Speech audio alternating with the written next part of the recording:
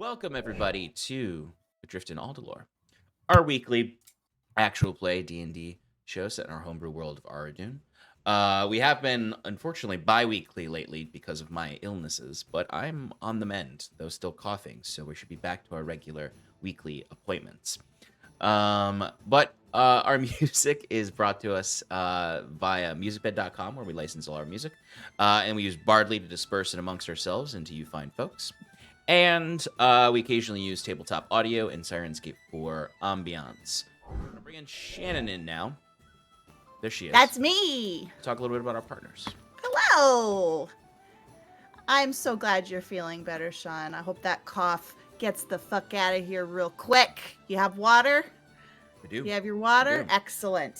Excellent. All right. Our partners. We're going to start with Arcane Spectacles. Enhance your TTRPG and D&D games with Arcane Spectacles dice sets made in collaboration with Die Hard Dice. With a variety of set colors, you can elevate your gaming experience to your liking. Don't settle for ordinary dice when you can have top quality sets from Arcane Spectacles and Die Hard Dice. Roll the dice and upgrade your gaming gear today. Visit them. Excuse me. Oh my goodness, I'm so sorry. Visit them at arcanespectacles.com. Wake up. I know. Next, we have Underground Oracle Publishing. They are a best-selling, Emmy-nominated TTRPG publisher building new and exciting settings for the cipher system of every genre you can imagine. Each setting includes everything you need to explore its unique world, including lore, species, descriptors, foci, creatures, ciphers, and artifacts, and all of the rules that you need to play.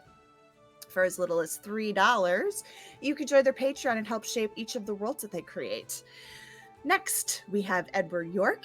Eddie is our character artist. He is an illustrator based in the UK who makes art for games and books. To visit his portfolio and get in contact with him, visit eyorke.com. I don't know what is wrong with me. I don't know. I gotta wake up. My goodness gracious. Last but not least, we have Stefan Stubbit. We have 1985 Games. They create affordable, accessible, high-quality accessories for D&D and other tabletop role-playing games. Sean, oh no, look what you've started. Now I'm stretchy. Sean, tell us about the NPC cards from 1985 Games. They're great. No, they're very lovely. They got everything you need about for it. I'm sorry, I'm very sick still. NPCs like personalities, quirks, flaws, goals, secrets, and some cool character art for you to use when describing those NPCs. So go buy them. Yeah. There's other stuff as well. They've got adventure prompts. They've got cool pins and whatnot. They also have some adventure stuff. They've done a lot of cool stuff. So check out their website. Yeah. Oh my goodness. Oh no. Yes, they do. And use the code paradiceprod for 10% off your entire order. All right. Last couple of thingies here. We have recaps on Discord that Sean writes for us. Lovely little one-pagers that get you caught up quickly on the story. Yep. Let's see, what else? Oh yeah, our socials. Join us in Paradise here on Twitch, but also on Bluesky, Twitter, YouTube, Discord, Instagram, and TikTok. All the places. Okay, go. Oh my goodness. You okay? Yeah, I'm great. You gonna make it? Okay. I hope so. Everyone wake the fuck up. Because last we left off. Oh,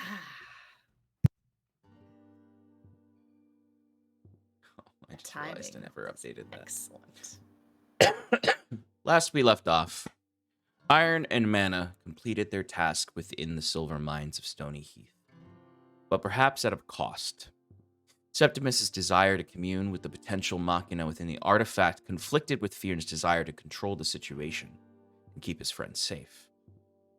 The two ended up trading blows magically and physically. The party planned to hash this difference out once at sea on the way home to Hyvin. The party left the mines to head off to sleep off their injuries. On the way out, they met with Marion, the runner for Fiora Bendega.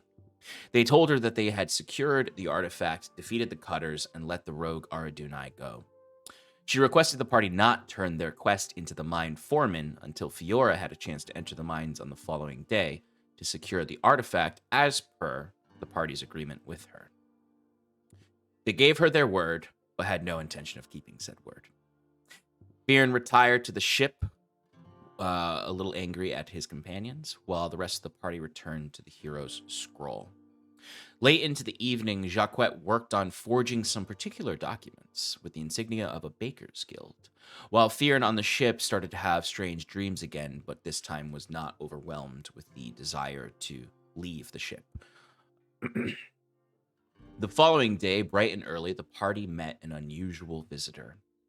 The machina they acquired seemed to have awoken and escaped the bag of holding. This little fellow called himself a Modron, specifically a monodrone. He claimed to be a vanguard auditor for the Great Modron March to take tabs in the entirety of the universe for their leader, Primus, in Mechanus. All of this didn't make sense to some party members, really all of them, and they had mixed reactions. Some had a little bit of intrigue, some were horrified by the idea of this march, and others were a little bored by it. But it seemed the little machine would be joining them on their journey in exchange for information. Next, the party delivered the news to Foreman Irving that the mines were clear, directly contradicting their promise to Marion. Irving cared little about the artifact and was simply pleased to get his workers back in there and paid. Next, the party caught up with the mayor at the recommendation of Irving. The news overjoyed the mayor, Atticus Laos, and he offered to award the party for their great efforts, particularly defeating the Cutter leader. A 2,000 silver reward padded their pockets, but before they departed, Jacquet persuaded the mayor to ease up on the Cutters and perhaps bring them to the table for future developments. He also put in a good word for a very talented barkeep in the dive bar called the Rat's Cup, to hopefully be tapped to bring a respectable tavern to the town. Before the party returned to the ship, they took care of a few tasks. Sass purchased some studded armor, while Bruce insulted the blacksmith's quality of goods when seeking a smith to reforge his cast iron skillet into a shield. He decided to take his business elsewhere. Meanwhile, Jacquet visited a certain baker in town, Lucy. Earlier in their stay, the lift manager, Colm, told them a rumor that she put sawdust in her bread. Nevertheless, Jacquet put a good show on, sporting his forged documents from the Baker's Guild. He extorted a fine from her and promised her entry into the guild if she cleans up her shop. He left with some pastries as well, with little knowledge of his lies, or his lies not being discovered. Finally, when on the ship and heading back to Hyvin, Sass gathered the party to settle their conflicts in the belly of the ship, with her patented talking spork to control the conversation. Through a lot of stifled bickering and misunderstanding of Sass's system, the party mostly hashed out their issues, with Septimus and Fyrin admitting some of their faults in the interaction, but coming to some terms and understanding between each other, though at the end of the day, some tensions still remained. Now, the party settles in for their two-day sea journey home to Hyvin. Septimus returned to his cot to begin some research with Sal, while Fyrin, Jacquet, and Bruce discussed the Modron a little bit more, a little concerned about the march that he mentioned, and Sass went up to the top deck to maybe reconsider her system, with the Modron following along, asking her questions about how boats work. So this is where we left off. It is really the early afternoon since you left and got to your little discussion early in the day. So you have the entirety of the day to do anything you would like on the ship, whether that is just relaxing, just hanging out, or talking to any of the crew or each other. But on this first day of the journey, like I said last session, the weather is fairly favorable for you all. The winds are good, the skies are clear, and the seas are quite calm. So you should expect to be making good time on this first day. Now, is there anything particular you all would like to do during this voyage? Or would you just like to kind of go along with relaxing and letting the crew do their business to get you there in your 2-day expected journey. Go ahead. No, I think to kind of go over stuff that I want RP and don't want RP. Bruce, I think will try to see if he can repair that half plate or consult Septimus about it, even though Septimus has one arm and probably vigor problems right now. And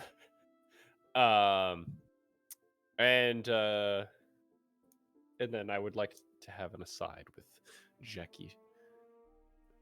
Okay, so let me write down some of these things. So a little bit of an aside with Jackie, and That's it. and a repair job with Septimus. Okay. Anyone else have anything they'd like to be doing over these 2 days? Oh, sorry, go ahead. Yeah, I think Theon was he was considering trying to test things out with the Gosu mask. You know, like, try using the charges before bed to see if that affects his sleep. Sure. So that would be something that he'd probably let everybody know about, you know, just to see, like, you know, over the first day, he would say something along the lines of, you know, I'm going to try and, like, you know, I'm gonna fall asleep and see if I can learn more about these visions I've been having. If I start running off, you know, don't wake me up just yet. Just, like, right away, but, like, keep an eye on me. Okay, so Theon is going to be testing the mask a little bit in the evenings. Sass? I just want to be making myself useful as part of the crew and helping with the journey back. Whatever. Oh God, what's her name? The first mate starts with an. Hold on, I got it in my notes somewhere. Starts with an A. Right. Yeah, it does. Aldira. One letter Albatross. off. You're one letter off. You want me to just tell you? One letter off. Nope. Alakazam. Nope. You're very close. You could just change one letter, and you got it. Altair. I can't find it fast Almira. enough. I don't want to. Almira. Oh, Ready. fuck. I just Galdus found it right and there. Almira. Almira. Galdus yes. is the captain. Almira is the first mate I will and his daughter. be reporting to her and seeing what needs to be done and doing all the things, all the odd jobs that nobody else wants to do. Okay. All right. Jackie, anything you want to do, or are you just My name relaxing? is Jacquette. And I'm a tabaxi, goddammit. Jackie the cat? What do you want to do? Jacquette's just chilling. I think he's gonna try to, ingratiate himself with the crew as usual. But he's just gonna lounge around, maybe see if Almira wants to gamble at night with the others.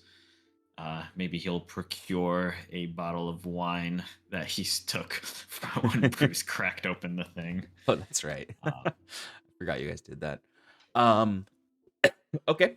Septimus, are you anything you want to do unique besides potentially helping Bruce out with some repairs? Yeah, just kind of working with Sal, going through, like I said, some of these old schematics that Septimus had before the party of just Sal himself and the design he had for mechanical arm, and just working on, possibly making a new arm for himself. Okay, so a little bit of research. Okay. Excellent. All right, so, what is today? It's the 8th of Inarum. I was just going to say that. I have it in my notes. Which is Are we starting on the 8th of Inarum?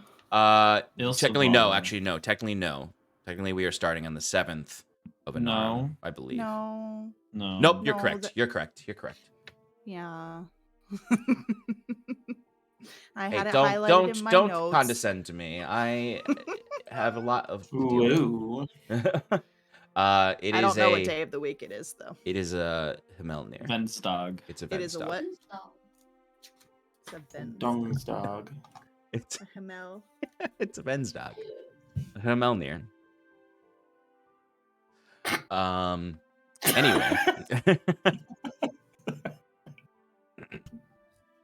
Okay, so yes, we are starting on Himelnir. I just want to confirm something real quick in my notes. Oh no, it's fight night. Oh, It is fight night, but you are gonna miss If it. it's still happening. True. Don't jinx it like that. Oh, it's happening. We can make it happen. One second, everybody. Sorry, I just need to check something.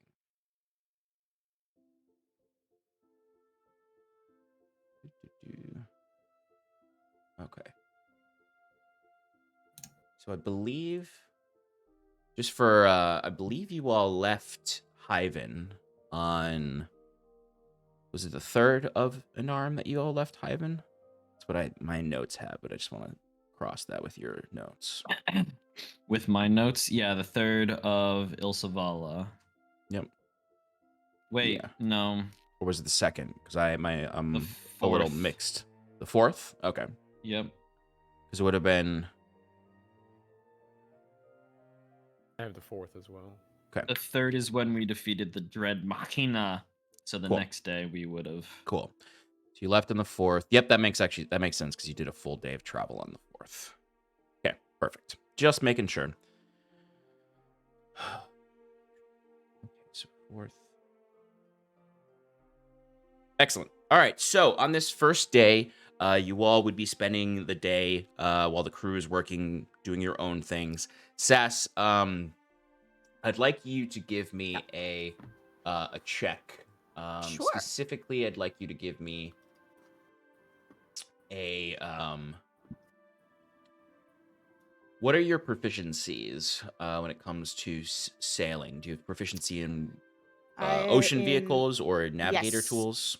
I have both navigator's tools and water vehicles. Okay, so I would have you choose one or the other to do. Okay. Navigator's tools will be a intelligence check.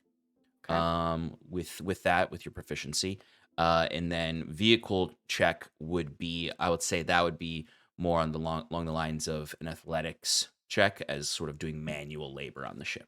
Yeah, let's go with that. Because my intelligence is not that great and I'm more of a like to get my hands dirty kind of gal. So we'll do athletics. All right, Here we go. That is a 19. 19. Okay, so along with this, also Jacquette, I'm going to ask you to give me a either a persuasion or performance check for the way that you're ingratiating yourself with the crew.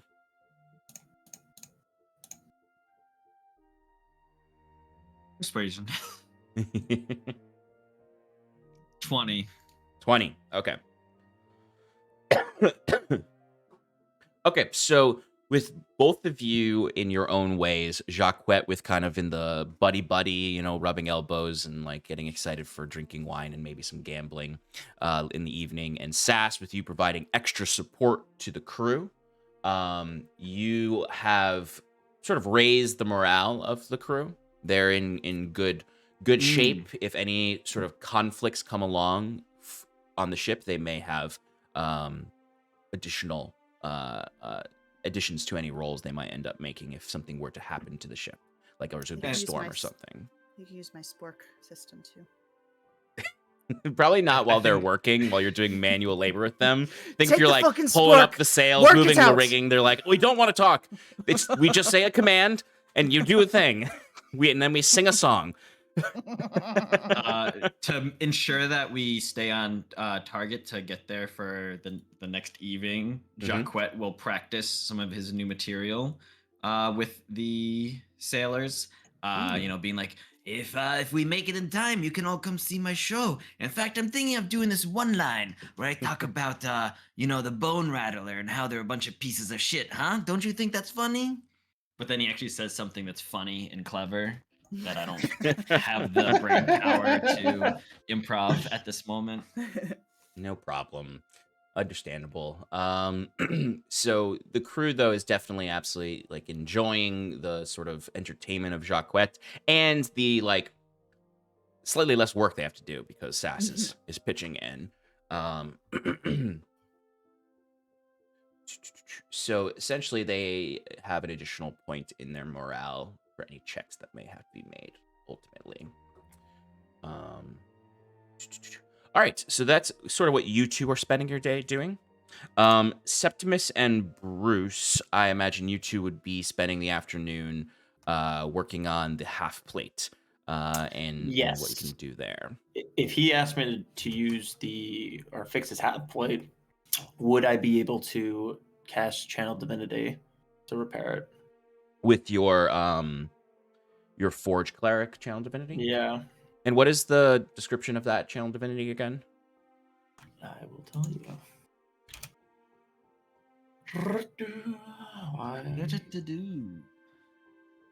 Let's see who gets there first. Ooh, I'm gonna compete too. No, that's Turn Undead. I don't want that. Blessing of the Forge. Nope. Artisan's Blessing.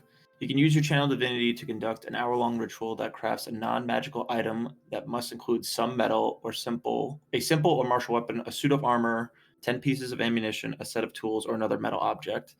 The thing you create could be something that's worth no more than 100 GP. Okay. Let's take a look. Half plate is 750. Yeah. So that is true. Although it is damaged half plate, it's not that you're not making a whole set of half plate. So what I would say is this is something that it could be a combination of Channel Divinity and just tinkering and artificing and forging experience. Absolutely. So what I'm going to say is that your Channel Divinity is going to make it easier for Bruce to make repairs.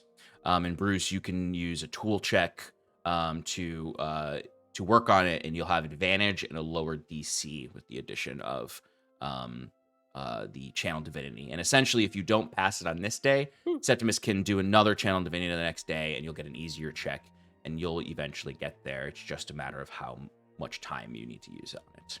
Got it. So let's say that Septimus, you do this Channel Divinity.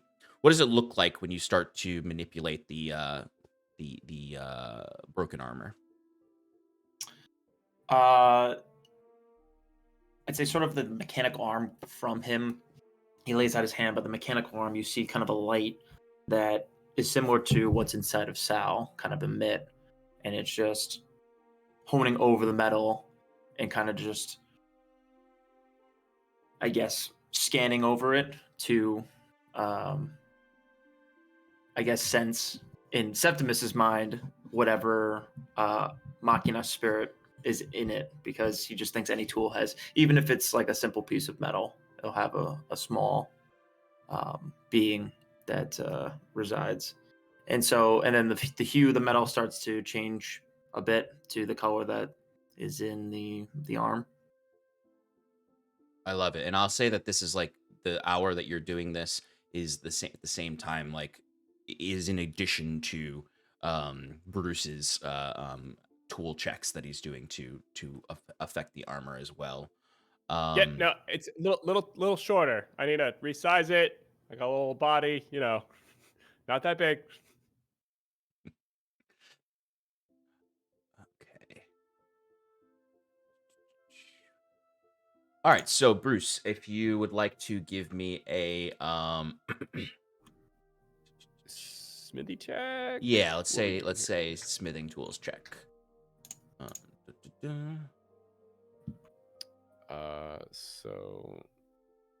Oh wait, sorry. I just did rolled. I'll take the first one. 15 plus. This is gonna be a lot. Yeah, so this would be your proficiency and your 26. intelligence that you would add to this. Yeah, but I have expertise in Oh, tools. you're with right. You're right. Artificer. So double proficiency. So So it's going to be a lot. yeah, so it's 26. 26. Okay, excellent. Um, so I'll say that you're able to use the afternoon to fix this with the help of Septimus, and with that 26, absolutely can fix this armor. It actually has an interesting look to it now, in that where there were like dents in the armor, or where it was maybe broken in places, the metal that had been affected by Septimus has like sort of a rippled look over it, kind of like rippled steel. So the armor like looks very unique, like almost to the point when like you could probably sell this armor as like a unique half plate, that where the half plate's been like aesthetically designed in an interesting way to the right buyer, or you could just wear it and it looks cool. But able to fix any and you can even like maybe switch out your multi-tool to like fix parts where you might be finding like the leather straps of it, or the other parts of it are not quite right. Overall though, with that roll, absolutely, if you take the afternoon with Septimus to fix this, you have a fully operational half plate armor set. Awesome. I guess during this time, if we're working together, Mhm. and if there is some time where he fixes it before we get to port, Septimus would bring him in, if like we're taking a break, and show him kind of like the schematics. He's like, wanted to pick your brain on this next project here, and he shows him everything, all the drawings that he stuff has. It's like, I want to take essentially what Sal has here, but I need to reduce it to the size of my board in my proportions. All right. Let's see what we got here. Bruce like takes out one of his tools and just starts measuring Septimus's arm, and then just comparing it like to his schematics. And I see what you did there. Okay, this looks doable. I was I hoping mean- to get some interesting, or hopefully find some unique metals when we get back to Hyvin. But Yeah, we also have. this- Did we get some silver from the mines as well? I don't know if we collected some. we did. I was hoping to spend that. Okay. All right. Cool. Wait, did you get some too? Theron was the only one thought- who snatched some silver from. Well, you're the one. I as far I thought as we like the threw it in my- reward from the mayor. Oh, you're talking about the actual money. That's what I was talking about. Oh, I was talking about more. Yeah, because I know. I had the thought to grab silver if it was available. We were in a mine. Yeah, but yeah. I think I only specified grabbing material from the my god, the capsule, or the artifact. The artifact. Yeah. You Yeah. definitely did pick some. I remember I did say that you had samples of the metal from the artifact. Yeah. And Yeah. I would offer that up too if you want Cool. this as well. Oh, Okay. All right. So that is for that work kind of takes you to the most of the afternoon into sort of dinner time. Let's see. Okay, we're helping the crew, working with Sal, some research. So most of that takes up the afternoon. We're getting into the evening now. Y'all get together. There's some food served. Some very, very, very simple stuff. This is nowhere as nice as that first night where they had the dinner, and of course got interrupted by monsters. But this is very much rations, whatever they have on the ship that they're giving you. Less of the fancy stuff. But they do offer up some wine, even though you took some of your own. They do offer a few bottles to be shared amongst the crew that are not working that evening and you all. But the skies are looking a little darker. The wind's a little stronger. It's looking like there is going to be somewhat of a storm on their last day of journeying. You're not sure how intense it's going to get, or if it'll stick around for the next day, but over the evening it will be a little rocky on the ship, a little bumpy, for those of you who might not be super down for being on a boat right now. Septimus is going to probably stay below deck the entire time, especially with his arm not being there anymore. He probably doesn't know how to swim now. That's a good point. Yeah. May I, knowing the last time that we were overnight on a ship, we got ambushed by sea creatures below. I would like to go for a little evening swim and do a little perimeter check around the boat, but also just it's a purpose for a bath. It's a saltwater bath, wash off Well, the yeah. grossness of the day. Yeah, if you want, you can take the first watch in the Sure. evening. Yeah, I'll do that. But before we get to when everyone's bedding down and that, is there anything, any asides or anything anyone wants to do in the evening while you're relaxing? I would like to find Jacquette. Yes, I imagine this is after dinner that you would be looking for him. Yes, and I'd be holding a bottle of wine. So maybe the crew hasn't come down yet. So Jacquette's on his hammock. Oh, gather around to hear the tale. Tale, whale sail. What should it be? What should it be? You're trying to send some mail? I don't No. know. No, I'm not a mail. bard. Oh, that's very clear, Bruce. No, I'm trying to write something. My plan. You know how we've kind of got this rivalry with the Bone Rattler, right? Yeah. Well, for my next performance, I'm trying to think of some kind of witty, like a sea shanty type song that paints the Bone Rattler crew as like this fearsome entity, and then they get taken down by some half-wit sailors, and then the whole point is that the Bone Rattler is a bunch of schmucks and shouldn't be feared. Take them down that way. All right. Well, what do you got so far? Oh, gather around to hear the tale, and it's something that doesn't have to do with mail. There we go. Well, at least you ruled that out. Yeah, I mean, there's plenty of sea shanties. I've been listening to a few up above deck and, trying to get the basic tempo and everything. Well, I'll be intrigued to see what you come up with as Bruce sits down with a next to Jacquette, not next to, but in front of. Hey, I got a quick question for you. Shoot. All right. So, I mean, you're pretty clear about where you stand with this group and how your objective is to make money and stuff like that. Is that correct? I think so. A life of adventure, and you four are pretty good at taking the brunt of things for me while I can, do what I need to do in the back. Yeah, and speaking of that, just out of curiosity, where does your loyalty start and end with this group? I don't understand. What do you mean? So, like, for example, another group comes around, another opportunity to make more money. Betrayal is in order. To what level of betrayal, if that is an option?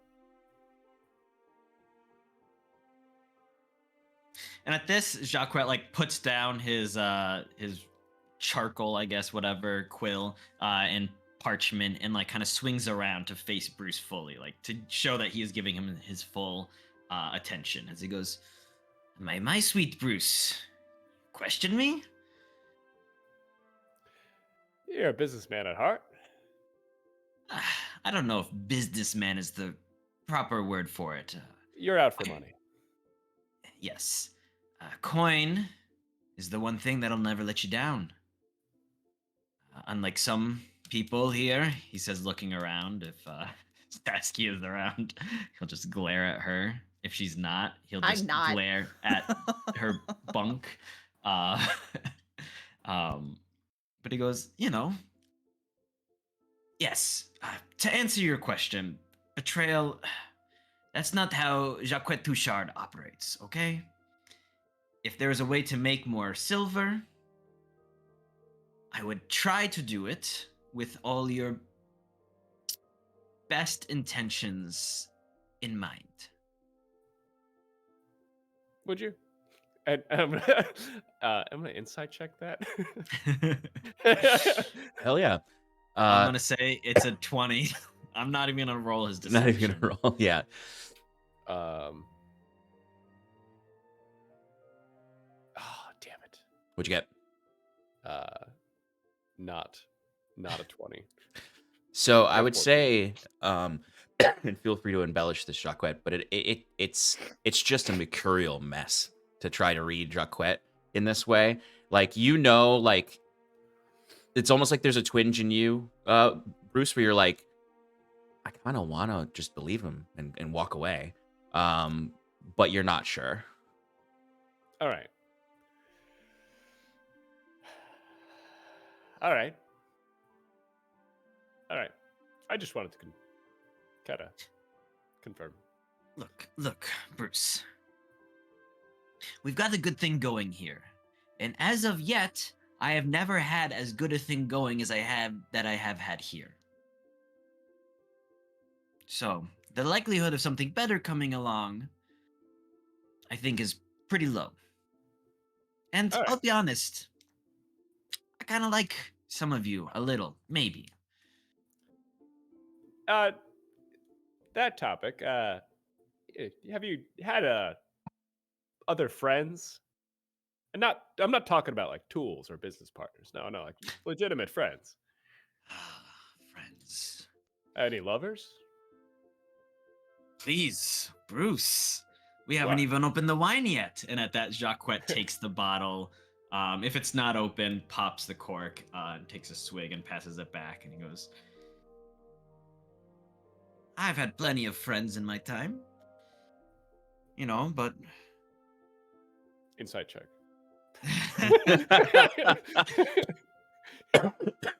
I think I imagine that 20 still stands. Yeah. For whatever it is. It doesn't necessarily need to be persuasion. Or Yeah. 17. Damn it. Yeah. I mean, the thing is it's like, as he starts talking, it just sounds like another story. Everything Jacquette just sounds like a story, and it loses that, like, it's not even like he's trying to pull wool over your eyes or anything like that, and it's not like he's trying to be sincere. He's just trying to make something sound compelling. So he talks about, like, some chums he knew back in university, and he talks about, like, a street gang that he ran with, and he talks a little bit about his family, and he's like, my family, I've got plenty of siblings, some cousins, and those are, family's kind of like friends, right? And for you, Bruce, like, you get the vibe that Jacquette just mentioned of it being like he's just trying to say something compelling. But the thing is, you really can't tell. Like, there's certain lines in there with that 17. Like, you're not, like, if you got a pure 20 or higher, like, you'd be like, this is all a story. But you are not sure what is and isn't. So, like, when he's talking about family, you're like, okay, he's got family. That sounds great. Like, that's not, I have family. He has, like, you start to, like, get along with him and, like, it starts to resonate with you. It's like, it's maybe in the beginning of the conversation, you were like, this is fucking bullshit, whatever he's saying to me. But by the end, it is compelling. All right. I was just curious. I wanted to pick your brain. Please pick away, my friend, anytime you want. I'm an open book. I didn't like being in that corner in the mine. Really questioned loyalty, the idea of loyalty to a group. So, a loyalty? Because I want to make it very clear yours. that you guys went up there yourself. I had nothing to do with that. Correct. I was in position. I was doing my job. Yeah, where was that? You saw I made eyes at you, remember? I was disguised as a guard. Yeah. Yeah. Do you think that there were were some arrows and some backs, but yeah. I mean, and at this point, I think we've drank about half the bottle of wine, as like it's mostly been Jacquette serenading almost to him about friendship and what that means. But he's like, I'll be honest, Bruce, I was not as effective as I could have been, and I apologize. It was just angles, there was a really nice set up for me where I could view down on the cavern floor, but you guys were tucked away in that little pocket, and I couldn't get any shots on that cutter guy, the big guy, which is, where I tend to be, most helpful, is taking down the big guy. It's when it's a bunch of little schmucks, my bolts just don't, one bolt doesn't mean as much in a sea of minions, as it were. All right. But I was there. All right. And then Bruce just takes the wine bottle from Jacquet. And it says Bruce takes that bottle. I mean, you can keep talking, or you can go your separate ways at this point. I imagine they'll bullshit some more, and Yeah. Maybe a little more of the stories that have a lot, but also somehow no substance from Jacquet, where at the end of the conversation, you're like, wait, does he have siblings? I don't remember. Like the way he told the story, I don't remember if he said siblings, cousins, adopted half. Like you heard a story about siblings, cousins, family, but you don't actually know what the makeup of his family is based on the conversation when you walk away. Because it is a little bit of a ballet dance that Jacquet does around the conversation. Bruce will have left and then blamed the alcohol for not remembering anything. As Bruce, you stumble away a little bit tipsy. Jacquet, you're feeling good as you would hear some of the crew members coming down and being like, Jackie! My friends, ready to roll some dice.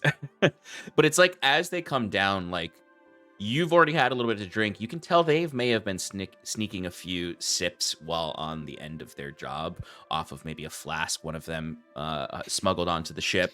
But they look a little drunk. And the ship, it's like, even at this point that Bruce steps away, it's pretty late into the night at this point. The ship, like you feel a very sharp shift in the weather as the ship very much, like, almost like you stand up to like greet them, and it's that, like, those videos of people in boats when everything shifts all at once and they're like standing at a 45-degree angle. As all of you now, I would say each of you would feel the storm starting to rumble around you. Those of you up on the top deck would know at this point that the rain has started to come down and the winds are incredibly strong. Like Sass, you would be kind of like, I just imagine Sass just never stops helping. Like, she never stops trying to help, even though, like, Nope, you would be she's- cut at this point to go relax as a normal crew member. Yeah. And you are looking around, and I would ask you just to give me a quick intelligence check with your proficiency with sea vehicles. So go ahead and give me a proficient intelligence check.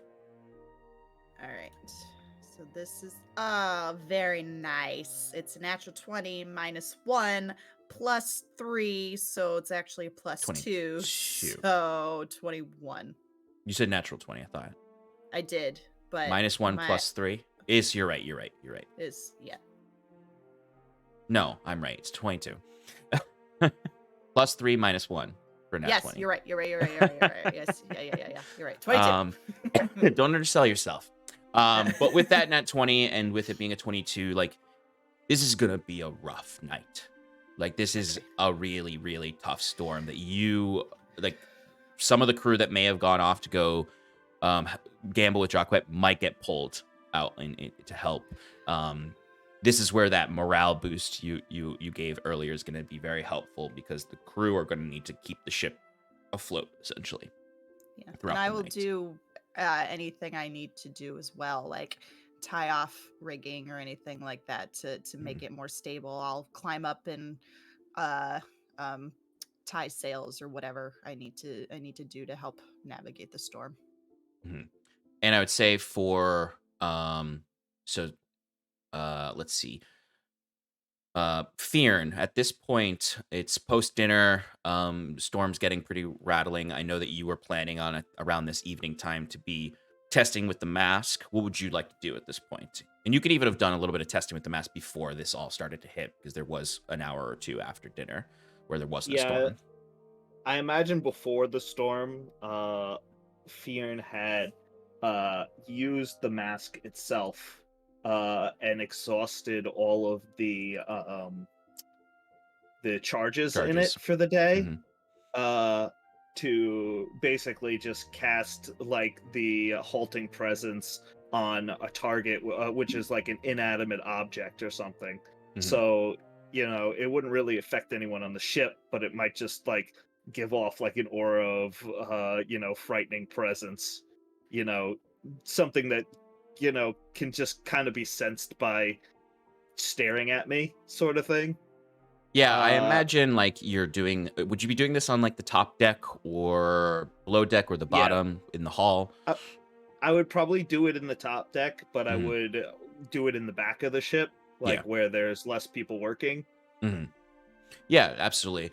I imagine as you're doing this, like you start to play around with the mask, and like about halfway through, while you're testing out the charges, like you would just hear you wouldn't even necessarily hear, you would just feel the awkward presence of the monodrone near you. As the monodrone would just be sort of like at a certain point, like you just like let loose one of these charges out into the dark night of the sea behind the ship, and you would just hear like the legs kicking of the monodrone against the wood as it's sitting on the railing of the top of the back of the ship, as it's just watching you with like this very inquisitive look, and just writing things down, and occasionally might say, "What is this mask you seem to be using? What is its origin? It is unique, very interesting." The mask disappears and I'm sneering at him, and I don't answer. Cold reception. Interesting. As it continues to kind of take its magical notes, watching you, and it might be occasionally just sort of vanishes and like reappears in another place on the ship where you would just sort of see, and anyone up on top deck, so Sass, you would see this too. Just the this monodrone, it would just like appear around some crew members while they're doing things, and it would just sort of like walk slowly amongst everyone, and it seems to be just taking notes on everything anyone is doing. And the crew, uh, and like Jacques, you would hear this as well, just amongst the crew. Is like they're just the general talk is like, they got another one. Like they don't really like see this as something too strange after having spent a voyage with you. It's definitely, some of them are a little like a little perplexed on how you have two machina now that follow you all around, but a lot of them are just sort of like, maybe that's what they were here for. And there's like, it's odd, and people will definitely be probably keeping their distance from Septimus, Sal, and the monodrone, but generally they get pretty used to it pretty quickly. For as much as a machina is a strange thing, the world is a strange thing, and sailors see a lot of strange things, so they get used to it pretty quickly, once they realize it's not going to fuck around with anything. But once you've exhausted the mask's resources, Fear, and you start to notice the storm enveloping around, what do you do at this point? Because I imagine Jacques, Septimus, and Bruce are staying below deck during this portion of the journey. I'll probably also head below. Actually, it is Saskia's on the deck, Yep. helping out, right? Mhm. Yep. Yeah, I guess he'd probably look to her and just be like, "Do you need my help?" I mean, I won't say no. You're strong. It's gonna be a rough night. If you want to stay, great. I mean, there's probably things that are going to need to be tied down, but it's also been a long couple of days, so I totally understand if you just want to go rest. Probably should, actually. But your choice. I'm not sure. If you think we're in danger, I can help, but if you I think you wouldn't can handle say- it, I'll go rest.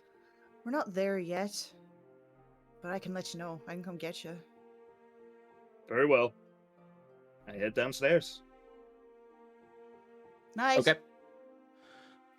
All right, so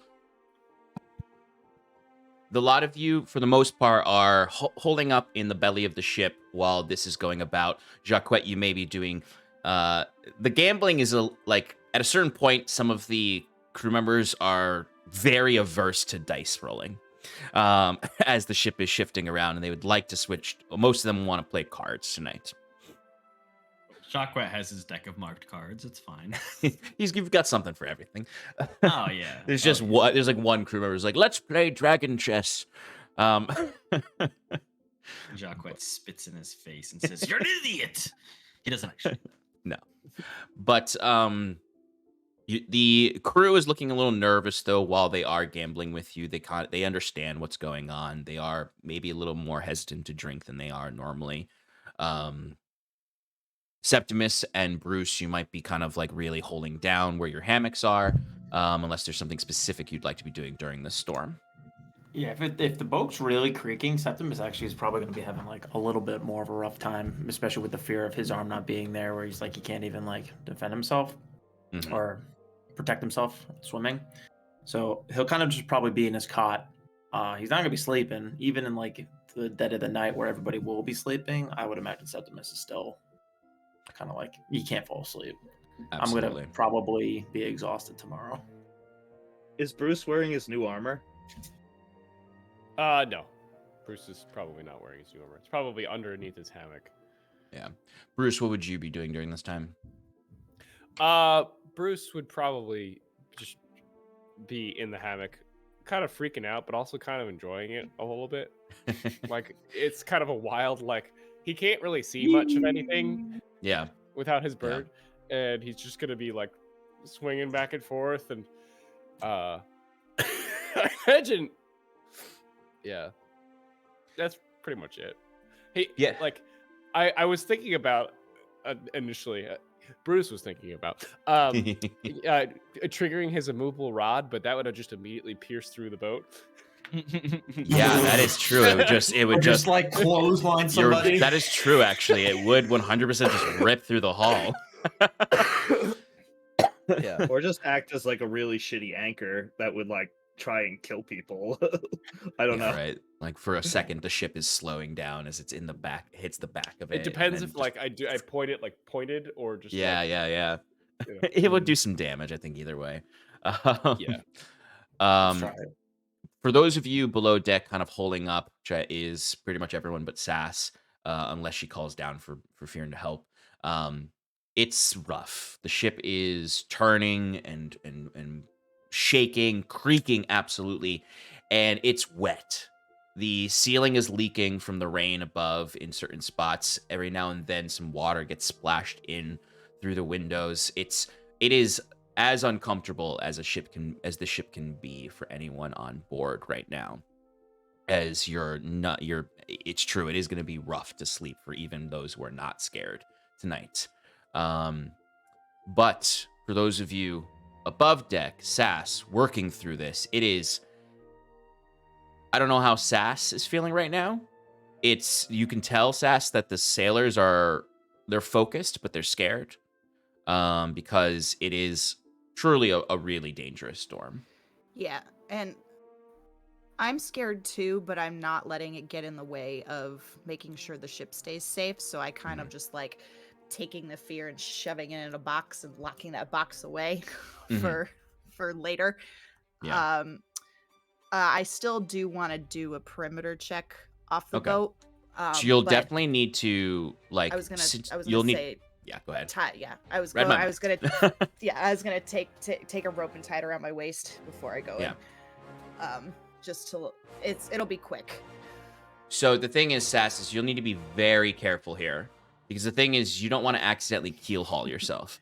So you're going to be like, kind of like, almost like rock climbing along the hull of the ship, along the like barnacles and whatnot. It's very, very, very, very dangerous. I need a little bit of thrill. But you do have the rope tied around you, so yes. You do have a means of getting back aboard. Assuming it doesn't fray. So the barnacles are pretty sharp. It's all right. It's gonna be fine. First I don't want to get ambushed by the sea creatures again. First thing that I'm going to do is I'm going to do a Yep. few checks for the crew. Okay. And then, Sass, I will ask for a check from you as well. Okay. It'll be the same thing as before, where you can choose to either do navigator's tools, which will be you helping the officers, or the athletics check through your proficiency with sea vehicles to do manual labor to help out. Yeah. So let's do some checks here for our captain and first mate. All right, so our captain is going to be doing an intelligence check for navigating the ship. Okay. Our first mate is going to be doing a charisma check to be helping inspire the crew. Working. Okay. Bosun will be making a strength check.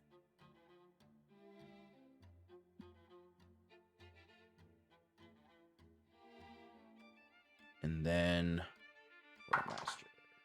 Oh. Okay. The officers of the ship are on it. They are, you see, Galdus is really truly on the wheel and working with those around him to keep things moving, keep you all moving with the wind where you need to be. Elmira is just immediately, she has taken control. Like, you might even yourself be inspired by Elmira here, where she is just taking control. This is what you might even aspire to, Sass, as she is barking orders, but also making sure people are safe. She's grabbing onto people. She herself is grabbing onto rigging and leading with the crew, as well as the rest of them are all getting to this to the various things that need to be done. So go ahead and make your roll to help them out, and then we'll have you be doing your little watch as well. Yeah. So I'm gonna do athletics again for the manual labor. Okay. Nice. 22. Excellent. Rolling hot tonight. I am inspired by Elmira. Yep. And definitely am taking a few notes on her leadership style here. Lead by example. Definitely feels good. Feels like something I can eventually do. So of the 5 checks, there was only 1 failure. So the ship is successfully navigating these things. It is not a total success, but it is a success. So you find the ship starting to stabilize. Absolutely still getting hit hard, and it's still uncomfortable for everyone, but the ship's a little more stable. Everyone is on their tasks. You are going to make it through the night, through the storm, without taking too much damage to the ship, and without any kind of serious problems with the navigations of the ship. So now, Sass, though, you're going for your little dip in the water. Yes. So, do you want to do anything before you do that? Do you want to tell your party anything? You don't need Firin to help with the navigation and manual labor, because the crew has that. The crew is on it for that. Okay. But if you want to check with them before. Yeah, I think I will go. I'll poke my head down, once we've got the ship under control, somewhat under control. I'll go down and just dripping, soaking wet, and I have a coil of rope over my shoulder. I'm just gonna find the lot of them around, and I'll start with Fear and just be like, "We're good. It's rough, but we've got it under control. So you can stay down here and rest. I'm still feeling a little nervous about, another surprise attack like we did on the way back. So I'm gonna go take a quick swim around and see if there's anyone. I'm gonna tie off, and I'll be back soon. I just wanted to let y'all know. All right. Just make sure you get some rest yourself. Yeah. I will. Septimus, I don't know if you meant to say something out loud, but you're a little quiet. I couldn't hear you over the wind. Sorry, I was eating. I said, "Are you mad?" I've done this a million times before. It's fine. It's part of the It's job. terrible out there. I know, but I've done it before. It's fine. I don't want to get ambushed again because As you see Septimus' robotic arms like holding one of the pillars, and his other one's like are just like wrapped in another one. He's just. Do you want me to find you a rope so you can tie yourself off? Here, no, you know what? You take this one. I'll go find another one. Here, so you're safe. Sal, back. help me with this.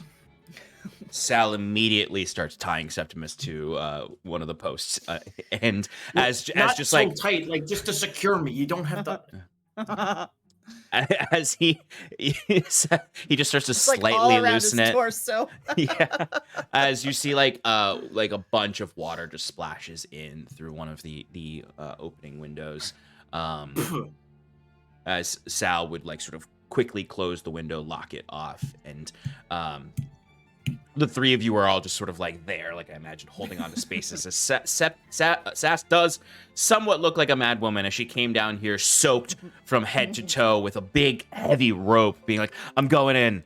I was trying to give you a reaction to go, ha, you afraid to get wet? Yes.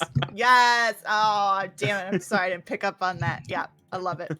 As Sass, when you're returning back up the ship, you would notice as you're you're having trouble keeping your footing just as much as anyone else. You fall into maybe a hammock at one point. You bring yourself up to a post as just water is leaking down from the ceiling, and you just hear everyone calling and shouting out up there. There's just crashing of waves, and you can hear thunder clapping in the sky as you just sort of fall into a pillar and look down towards the other side of this level of the ship, and you can just see, I imagine, Jacquette and the other gamblers. They're all like on their chairs, like gambling, but their bodies are moving in the most ridiculous way as they're trying to play their cards. I'd suggest tying yourself off to something over there so you don't fall over. I'm going in. Kieran's not holding tied up to anything. He's just like sitting on the floor.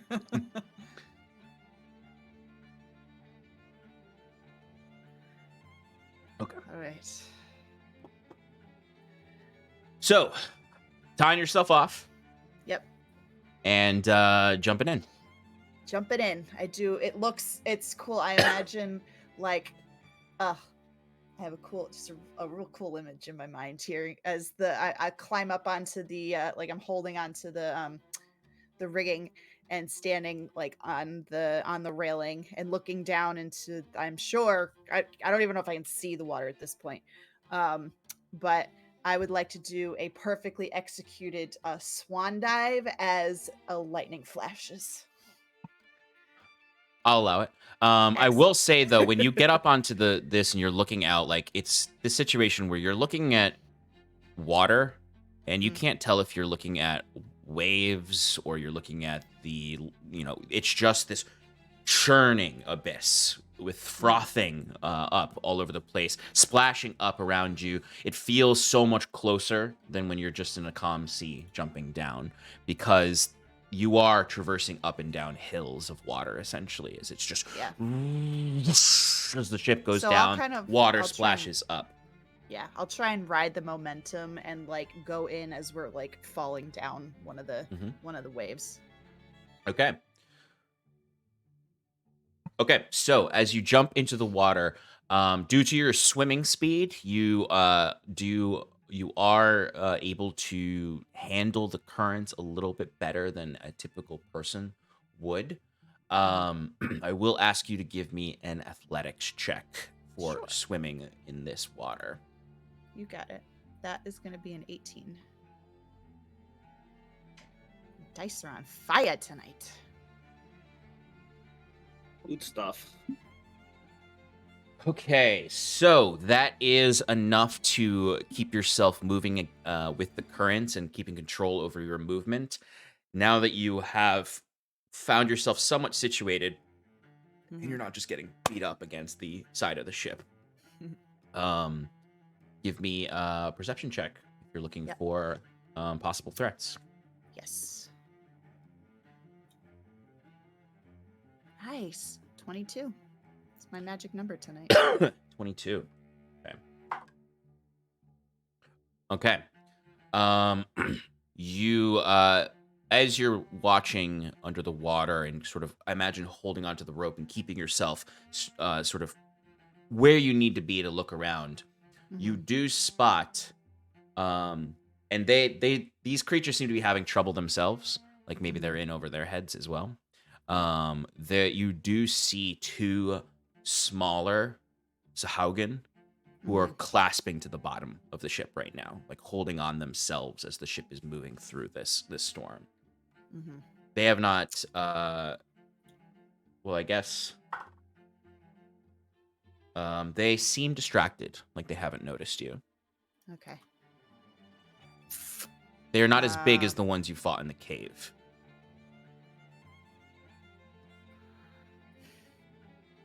Would I be able to, probably not, but I'm going to ask anyway, discern their intentions? Like, if, like, do they look, are they armed? Do they look like they were about, like, they were going to, like, try and board or do anything? Give me an insight check. Thank you. There's the balance. That's a natural 1 for a 2. Your only experience with these creatures is hostile. Okay. Well, that answers my question then. Can I try and Eldritch blast them off the side, off the ship, and send them careening into the currents? You can. Go ahead and give me an attack roll. Great. And I'll give you First advantage one- because they have not noticed you yet. Excellent. Great. First one is a 21. Double hit. And Are the you splitting second these between the two of them one- or only hitting one of them? Yes. Okay. Nope. Splitting. Second one's a 22. Second one is a 22 as well? Yep. All right, both of those hit. Go ahead and roll damage. Great. First one is going to be 6 points of force damage. And the second one is going to be 7 points. So 6 to the first, 7 to the second. Quick question. Do you Yes. have repelling blast as part of your I don't think so. your I have, nope. Okay, I have agonizing blast. which gives you the charisma modifier, Yes. right? Okay, so all right, so if you had repelling blast, it's going to have you absolutely just blast them off the side of the ship. Yeah. But I do not. so- I do have Lance of Lethargy, which is once on each of my turns. When I hit a creature with my Eldritch Blast, I can reduce their speed by 10 feet until the end of my next turn. So if they fall off, well, it's they're once slower. per turn, so you can only make one of them slower. right. So you fire these two Eldritch Blasts off, and imagine all of this is happening in the churning of the sea. Like, you Yep. really need to be keeping control of this, otherwise you're gonna start So like I guess smacking I the side of the ship. I hold the rope with one and then just use my left hand to pew pew. Absolutely, and you see, and it hits both of them. They both get struck by it. They don't die right away, but they both obviously see you now and can tell that they have been discovered. So I'm gonna ask you to roll initiative. Fuck off! Initiative, you got it. 9. Okay. What's your dexterity? +3. All right, you get to go first. So Yay. after that surprise on them, you can see the two of them have noticed you at this point. What would you like to do? Same thing again. I'm gonna do my Eldritch Blast again, one on each of them, and just say "fuck off." Sean, would it be weird to imagine like hearing or feeling thumping like Give me against the ship? because of the storm, it might be difficult. What's your passive perception? 12. 12. Bruce and Septimus, what's your passive perception? 12. 14. Septimus, you do hear sort of these concussive like blasts hitting underneath the ship that sounds vaguely like Sass's Eldritch blasts. What the hell was that? Did you hear that? No. What? There was a thump. Oh, shit. I wonder if that was Sass. What? Wait, any of the three why of you would- can make active perception checks now if you would like to. Sass, what were the rolls in those attacks? First one was a 26, and the second one was a 16. Okay, both of those hit. Are you going for both of them again, or only one? Yes, no, both Okay. of them. Okay. First one is 8 points of force damage, Mm-hmm. and the second one, nice, is 13 points of force damage. 13. Okay. They are definitely looking pretty rough.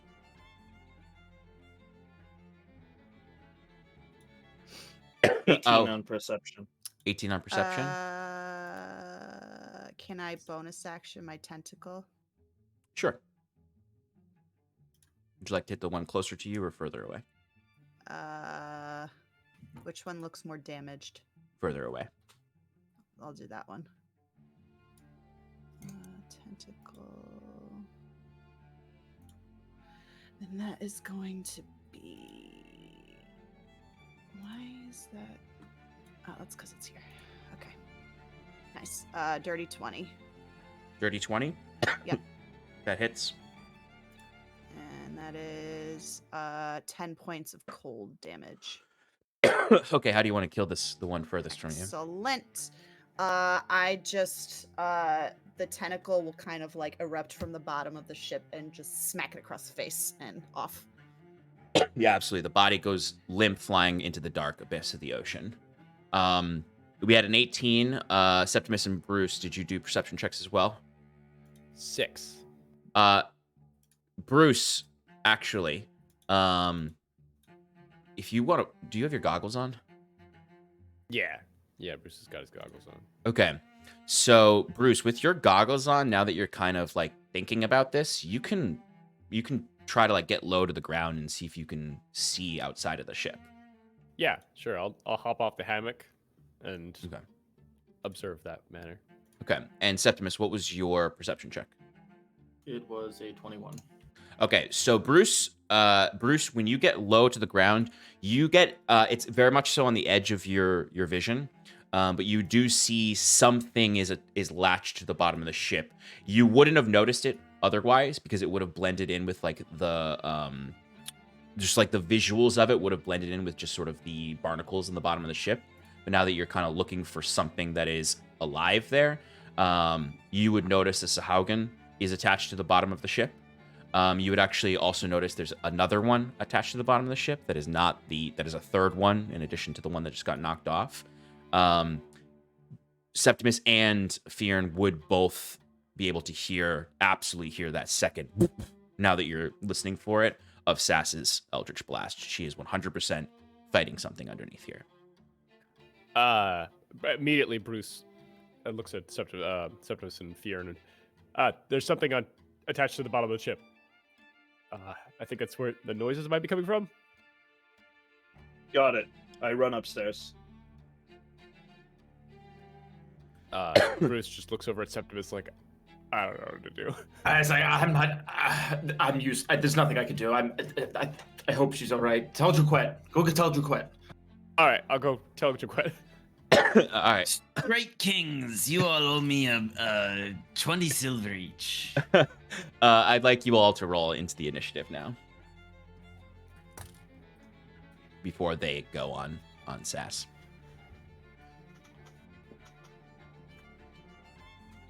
All right, 20 to 25. 15 to 19. I got an 18. 2 in a row. 10 to 15. 15. What'd you get, Septimus?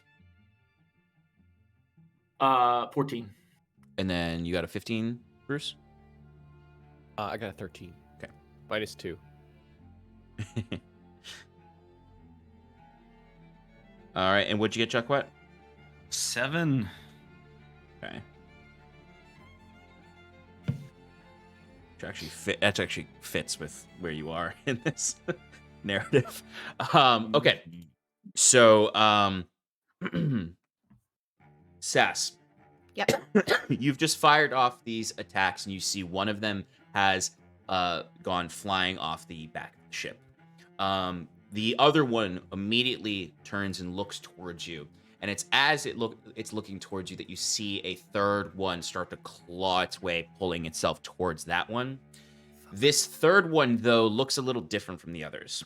This one is holding on to sort of like what looks like a somewhat barnacle-covered staff that also has like a harpoon head at the top, attached to a rope at its waist that's flopping in the wind. It's kind of almost using it as a hook to pull itself along the bottom of the ship. It doesn't have legs like the other one. This one has a full fish tail that winds down. As it sort of looks, they both look at you. You can kind of vaguely see the lights of their eyes with your devil's sight. As this first one is going to... You hear some very vague language being barked between them that doesn't make sense to you. It doesn't really flow very well under the water to your ears anyway.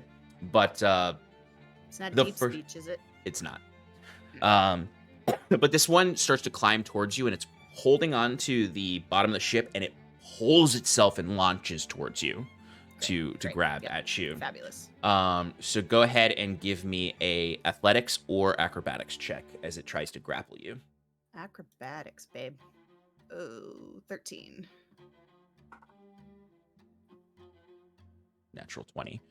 Damn it. As this thing grabs onto you, you can feel that like sort of weird mixture between sort of spiny flesh and the scales of their skin as it grabs onto you. Its claws digging into your arms, and it wraps its legs around you, so you can just sort of hear the sounds of it squirming around you as you now go toppling around on the rope that you're attached to, that it's attached to now.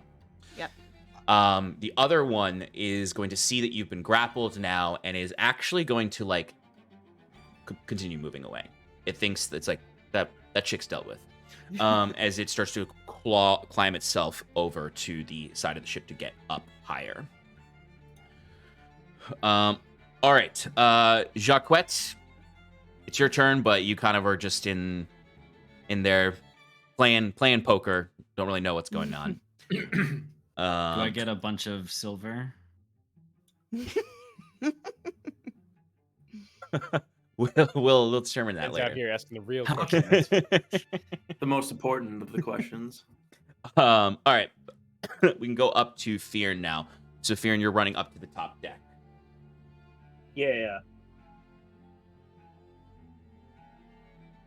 Oh, Oh. the ship's back. Bring the ship in, just because we're... Oh, damn.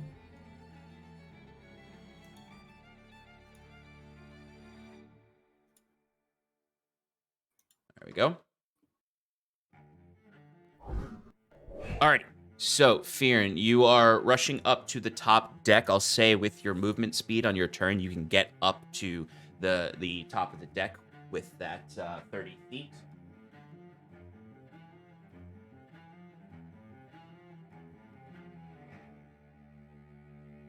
Yeah, I'm looking for a line that's overboard, and I just want to, use the rest, like maybe do a dash action and use the rest of my movement to just like scan the side of the ship for, her line. Yeah, And- absolutely. Anything else? I would say it doesn't even need a perception check because you knew that she had tied herself off and jumped over. You can see that right on the opposite side of the deck from the camera, on your character's right, that side of the ship, you would see the tied off rope of where Sass had jumped off. So you can use a dash movement to get up to that rope. Yeah, so I like, I lean over the side of the ship, and I go, "Sea witch!" And that's You the hear end of my nothing, turn. Sass.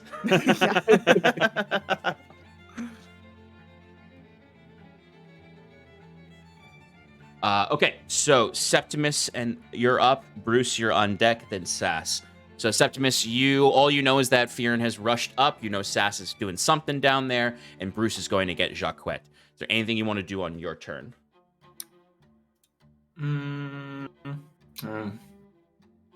Nope. He's just gonna be, son of a bitch. Why did she have to go? Okay. So, Bruce, you're up. You can definitely, with your movement, get to where Jacques is and shout for him.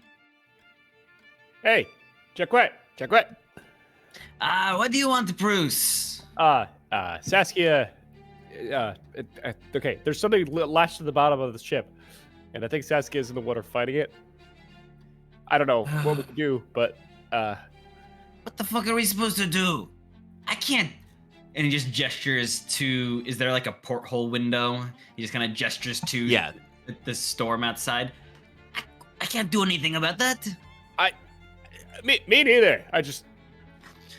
And then like grabbing some stuff and pulling Bruce with him, basically being like, "Can't you message her?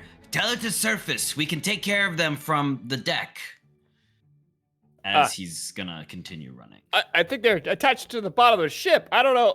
All right, fine. So Bruce is gonna run back down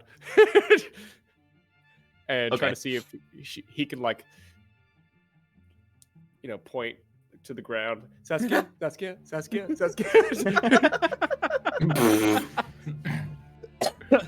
You know what? This is an interesting use of message because you do need to know what direction to point in. So I will ask for a perception check from you to see if you can get the message off. Oh, not like just a random D20. I'll take the perception though. I mean, it's closer to +0 anyway. It's +2, but you can sense it through the rope. 15? I'm sorry, 15 was just short of the DC. It was a 16 DC. So you are firing off these Saskias as you kind of are all you really actually, once you get back down, the only thing you actually see is you do see, I will say, something climbing up the side of the ship, like something that is going for the deck. Okay, so I do see that. Yeah, you would see that. I'm just scrambling back. Doing a lot this initiative. I'm sorry. Right. Definitely outside all the rules. Okay, so that's not the level on the battle. That's not the level that it is in the water, but that's the area where you can see something is climbing up from. Bruce. All right. All right, Sass, you're up. So you are being grappled right now. Yep. Can I Misty Step out of a grapple? You can. Great. Can I look up and am I able to see, probably not, but am I able to see above the surface or like at least farther up my rope? Like yeah, above? I mean, I would say with your double see it sight, above the water? You can't really see above the water because of the churning of the waves. Okay. But you can look and see your ropes. You could Misty Step higher up your rope. I would like to Misty Step higher up the rope using my bonus action. Okay. And so out of that, and then I would it be movement to climb up above to surface? So would it if you're pulling yourself up the rope, that's climbing speed, which is half your normal movement, or two spaces for every one space. If you're would that still be my swimming speed? No, it would be your Because I'm underwater. No, I mean, I guess if you're in the underwater portion of the water, yes, but for your like climbing up above the surface back up to the ship, it's what I'm trying to do is I want to climb up, like I want to surface so that I can shout to you can definitely deck. do that, because the thing is you can see pretty close to where the rope gets to the surface, and then you just pull yourself up like 5 or 10 feet and you'll be able to shout. Okay, so I want to do that, and I just want to shout, "Shark people are back! There's one climbing up the side, and I just got out of the grip of the other one. Might be more nearby, but fucking get ready." Do you want me to pull? Or should I handle the other one? I can climb. Get the other one. Do I still have my action? Can't cast another spell. Use your bonus action. You did movement, so yes, you do have your action. But I can't cast another spell. Wait, I can't do a spell, but I can do. You can do a cantrip, right? yeah. Aha! Can I still see the one that had me below? No, you're above water. You'd have to go back below the water do I have movement? Can I go back below? You use 10 feet of movement. What's your total movement speed? My total swimming is 40, so it would be 20, but or 15. Yeah, I'd say you can drop yourself back down below the water. All right, so whoop, And you could also pew. see the other one too, on the side of the ship. Oh, all right. So here's what I'll do. I will fire one off to the one climbing the side of the ship, and then I will slide back underwater and fire the other one at the one underwater. They're both underwater right now, so you just would slide down underwater and shoot. Slide down So and go pew ahead. pew. So, which one are you attacking first? I'm going to attack Side of the one ship or that's the one on the rope? the side of the ship. That Okay, one go for first. it. That is going to be 18. All right, that is going to hit. Excellent.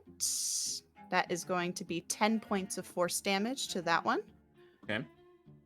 And then same roll, 18 for the one on the rope. That'll hit. Nice. That's 12 points of force damage. Okay, how do you want to kill that one? Good.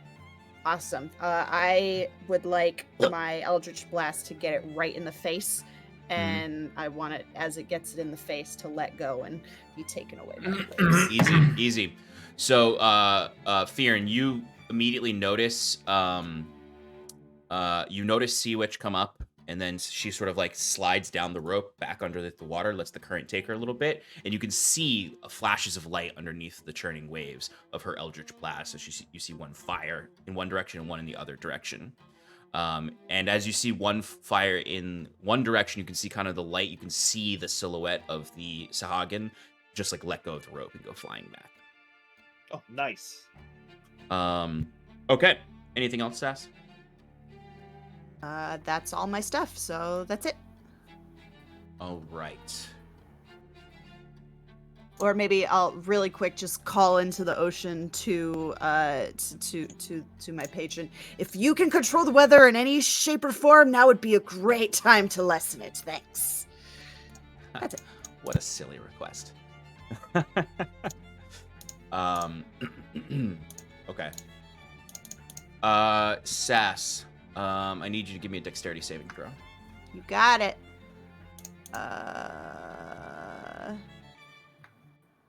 Okay.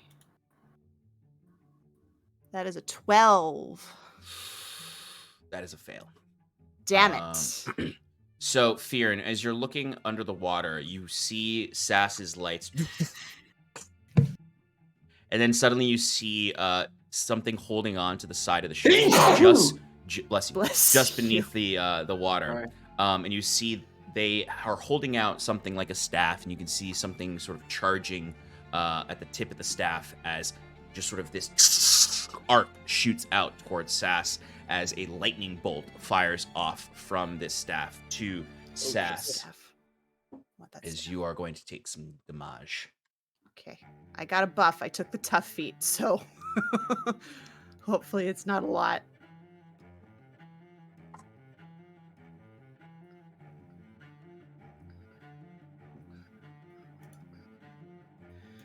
All right, 4 more dice.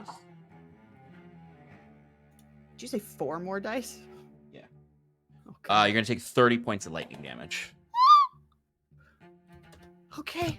That's a big as this lightning bolt just shoots through you, and you can sort of feel sort of this strange feeling of like your skin being burned a bit, but then like sort of the rushing water coming over it, so sort of this constant pain, and then slight relief, but pain all mingling in one. As you're shocked for a moment, you just barely hold on to the rope, as you almost feel yourself go limp for a second to let go of everything.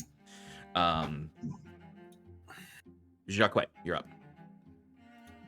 Okay. Feline agility, 60 feet movement, get me onto the deck. Yes, absolutely. 60 feet of movement will actually get you to like the edge of the side of the ship. All right. Over here! And I point towards the light from the lightning bolt. Perfect, Jacques says as he saddled. Yes. sorry, I forgot to mention the creature does continue climbing up the ship. So at this point, Fearn and Jacques, when you get to the edge, you can see them just breach the surface of the water. Perfect. No, it's not perfect. I don't have advantage. I hide. Okay, go ahead. Give me a stealth roll. Oh, gross. 17. You will have advantage on your attack. Cool. Thank you. A 2-2. That's gonna be 22 to hit. That hits. Cool.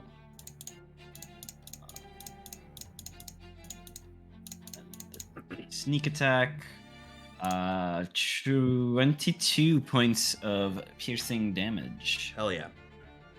As I imagine, like, Jacques runs up, Fear, and calls out to him, and he, like, kind of, like, does a cool, like, slide into, like, the side of the ship, and goes, gets up, fires off, and then ducks back down.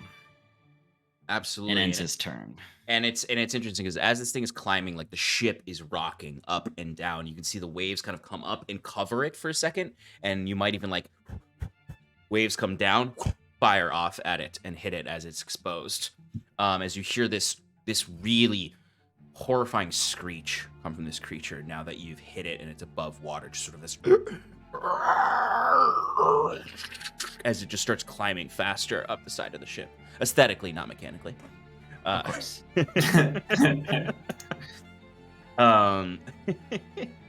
Okay, Fearn, you're up. Cool. So can I see this thing? You can. It is holding onto the side, trying to climb up as the water's kind of coming up over it and then back down. So within the 6 seconds of your turn, you can absolutely see it. Sean, Yes. is it within 60 feet? Yes. It's about 20 feet down at the water line. If I hypothetically had a 10-foot sphere, would I be able to hit it without hitting the ship? Yeah, you could position it to just hit that and not the ship. What spell are you using? I'm going to cast Shatter. Oh yeah, you could definitely do that. So, Constitution saving throw, DC 15. Yeah. It's funny because I was immediately I just started thinking about like if you cast like darkness right now, and if it wasn't like cast on something attached to the ship, the way it would just disappear. Yeah. What kind of saving throw was it? Constitution. Okay. Oof, they got a 7. Yep, that'll hit. So the damage is 3d8 thunder damage. Nice. I'm sure that'll be nice and loud for Saskia under the water. It's not an AoE spell, is it? It is, but it's not close enough to kill you. It's I think. not. It wouldn't hit you. I'm not in range. You're not Yeah. in range. Yeah. Okay, all right, cool. 12 damage. Oh, damn. Thunder. All right. Is there any other effects, or is it just the damage? Good question. The creature made of inorganic materials such as stone, crystal, or metal has disadvantage on the saving throw. I think that's pretty much it. Okay. So a non-magical object that isn't being worn or carried also takes damage if it's Okay, in that's the fine. area. That's fine. So there's this concussive just that goes off right next to the ship. Septimus, it's right next to where you're hanging out. So you just hear this like big thunderous boom as water kind of like splashes into the window near you. There you go. As this thing like does, like you can almost see like the water completely like the concussive explosion leaves like the area empty of water for a second in a sphere, and then the waves crash back into it. As this creature is bloodied as it is struggling up the side here.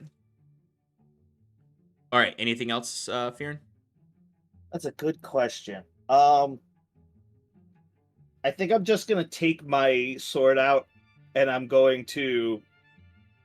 I mean, could I do what it's doing and like climb on the side of the ship? You or could, would that like? yeah. it's dangerous. It's definitely dangerous. It's the kind of thing where, like, if you get into a grapple with it, it could pull you off the side of the ship. I think I'm gonna do the Sea of Thieves strategy of running up to where it's going to get on Going to top of be, the ship, yeah. but don't show myself. So that way, when it like gets over the ledge, I'll just be standing there. Okay. All right, so I'll move you over a little bit.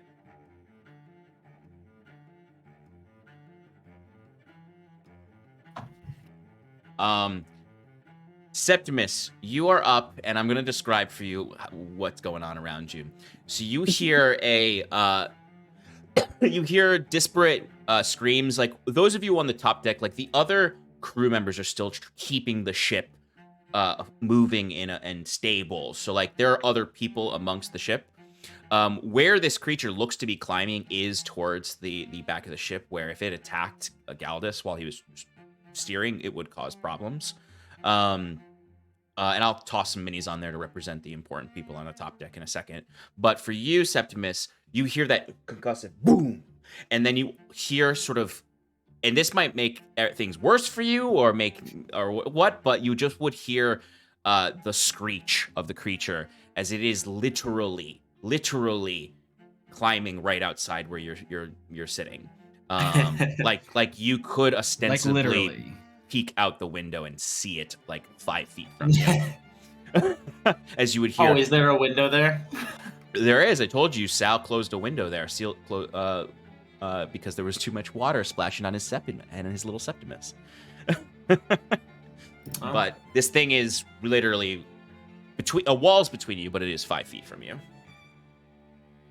If it's that close, then Septimus still just like his mechanical arm's just like holding on to anything that like can keep him stable as he's kind of like moving up to the. And so do his movement speed up to the window.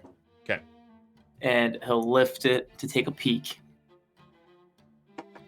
Face full of water. Well, yeah, there would be a face full of water, but you would immediately be face to face with a scaly blue and greenish face with massive shark teeth, tendrils coming off of the jaws, three big fins coming off the back, these deep glowing amber eyes as it just sort of looks. It's holding on and it just goes.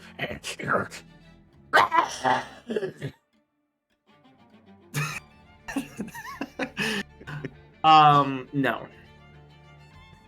So how far away is it from me? It's quite early. If you're peeking out, it's right there. It's 5 feet. It's as if it's in melee range with you. And it's the way it's climbing on the ship. Is it just like it's pulling itself with its arms? You can see it's got quite strong arms. It also has a harpoon staff that it seems to be trying to hook onto the side of the ship to pull itself up further.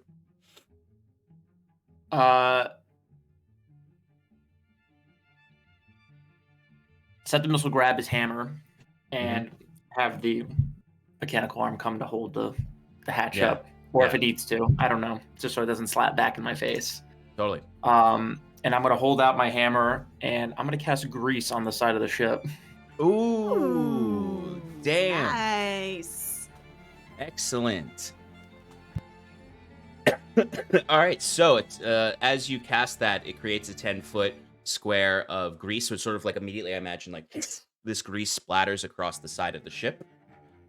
Each creature standing in it must succeed on a dexterity saving throw or fall prone. A creature that enters the area. Okay.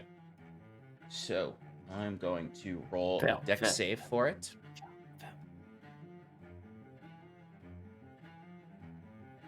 I'm just gonna look something up.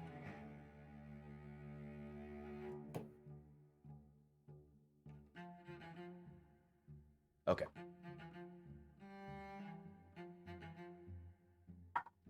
Ooh, okay. It fails.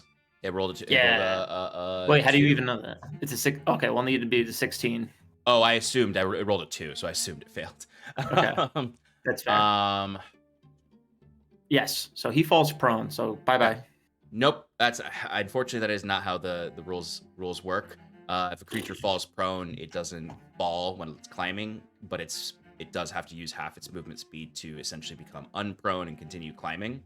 That's why I said hold up 1 second, as I very quickly Googled that to find the Jeremy Crawford tweet. But basically, I imagine it's like one arm falls off and it's like barely holding on, and it needs to use half its movement speed to reattach itself to the side, and then it has less movement to get up to the top. And it's going to have a difficult time getting through the grease anyway in the next turn. It'll still have to make another save to fall prone, essentially. Okay. Anything else, Septimus? From this side of the ship, and if it needs an action, can I see the shining of where Sass is in the water? Out of curiosity. I'd say that everyone can kind of see the rope, sort of like where the rope meets the water and is sort of skidding back and forth, which you can assume that's where Sass is beneath the water. Okay. But then I'll finish up my turn with, if it is a minor action, just close the hatchback so it doesn't just jump into the side there. Yes, you can definitely do that. And tell Sal, it's like, Sal, get on the top deck. As I'll order him to start charging, and he'll use his full movement speed, plus dash if necessary, just to get to the top. Yeah, he could definitely do that. And I'll specify if it's on that side, it's like port side.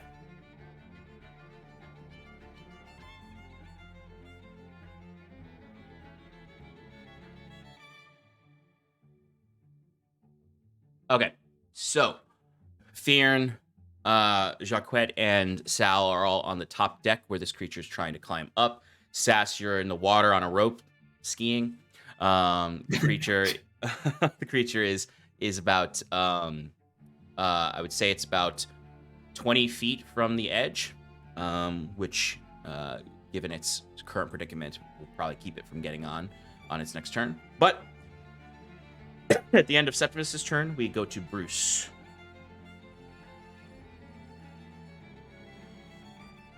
So Bruce saw that thing climbing up, right? Say that again? Bruce saw that thing climbing up, right? Yes, 100%. Yeah. Can I cast, now that he's comfortable with it, magnify gravity on him? Yeah, I'd say so.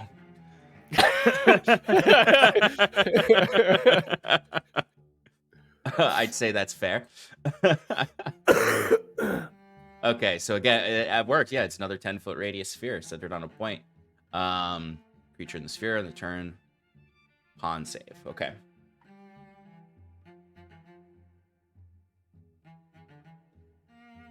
Man, a lot of these spells don't take into account climbing, like as part of like the combat. Why would they?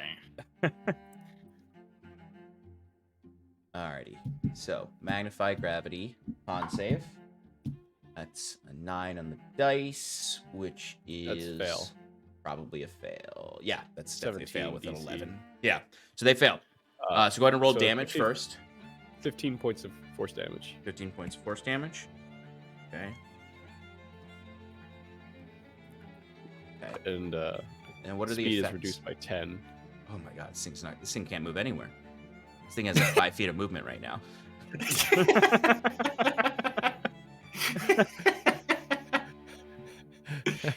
Oh, sorry, it's halved. Speed is halved. Yeah, this thing doesn't have great speed outside of the water, so okay. It's not dead yet, but it does look really, really fucked up. As this gravitational pull sort of starts to pull on it. It is struggling to keep its grasp on the greased side of the ship. Anything else, Bruce? Bruce is gonna just back away a little slowly, not too far, but a little slow. Sure. Yeah, because Bruce, you can see them. So you're still under the ship, so under the deck. Yeah. So you're still in a relatively safe place. Sass, you are up. Yeah. You are just below Excellent. the water. This line is kind of swinging back and forth. Fuck. Ugh. All right. It's shaking off the remnants of the lightning strike. I'm just like, I'm not fucking going down in this fight. I'm going to climb up above water, Mhm. so I can see it, Yeah. And I'm going to fire 2 Eldritch Blasts at it, and then my bonus action, if I need to, move the tentacle onto the side of the ship to try and smack it off. Okay. So let's Did do you the move your Eldritch tentacle in the Blast last round? first. I did not. Okay. So your tentacle's probably not going to be able to get to it just quite. But go ahead and go for 'cause your 2 it's- attacks. Yeah, because your tentacle's basically like on the other side of the ship, at the bottom. Oh, I can move it up to 30 feet. Yeah, so it'd basically be able to get to the other side of the ship, but not quite up to it. Okay. We'll go for your Alright. 2 Eldritch Blasts. Yeah, first one I This think thing's is going to definitely bloodied. miss with a 9, but the 9 will second one is a miss. 23. 23 will definitely hit. Okay, so then that's going to be... that's much going to be damage? 6 points. Force damage. Okay. Would Shoulda she have hexed it first. disadvantage because it's prone? I'm going Or to say... or advantage? I'm going to not use that part of this since it's not like a prone where it's down crouching. It's a prone where A it's vertical struggling. prone. It's a vertical prone. So the range does not going to get negatively impacted by that. All right. You need to make new rolls for climbing. All right. How far away is it from me right now? So you're at the surface of the water and you're kind of whipping back and forth. So I'd say it's Yep. at any second, it's between 20 and 25 Alright. feet from you. All right, that won't work because I needed to use movement to. I don't think there's any way I can get to it, right? No. Okay. Mainly because you're whipping around in a Mhm. rope. Yeah. All right. Well, I'll move the tentacle closer with my bonus Okay. action. But that's it. That's all I Okay. can do. I will just kind of hang above the surface of the water there and keep my eyes on it. Okay. So as you're doing that, it's their turn now. The creature is struggling. This creature is not going to be able to climb up to the side of the ship. So, those of you on the edge can see it. Bruce, you can see it as well. Septimus, you've retreated behind the hatch, so you can't see it. It is going to hold up its staff again to attempt another lightning bolt attack. It is not aiming this at you, Sass. It is sort of like angling it up the side of the ship as best it can, pointing upwards towards kind of just the ship and through the ship. As it is going to, I'm going to need Sal to give me a dexterity saving throw.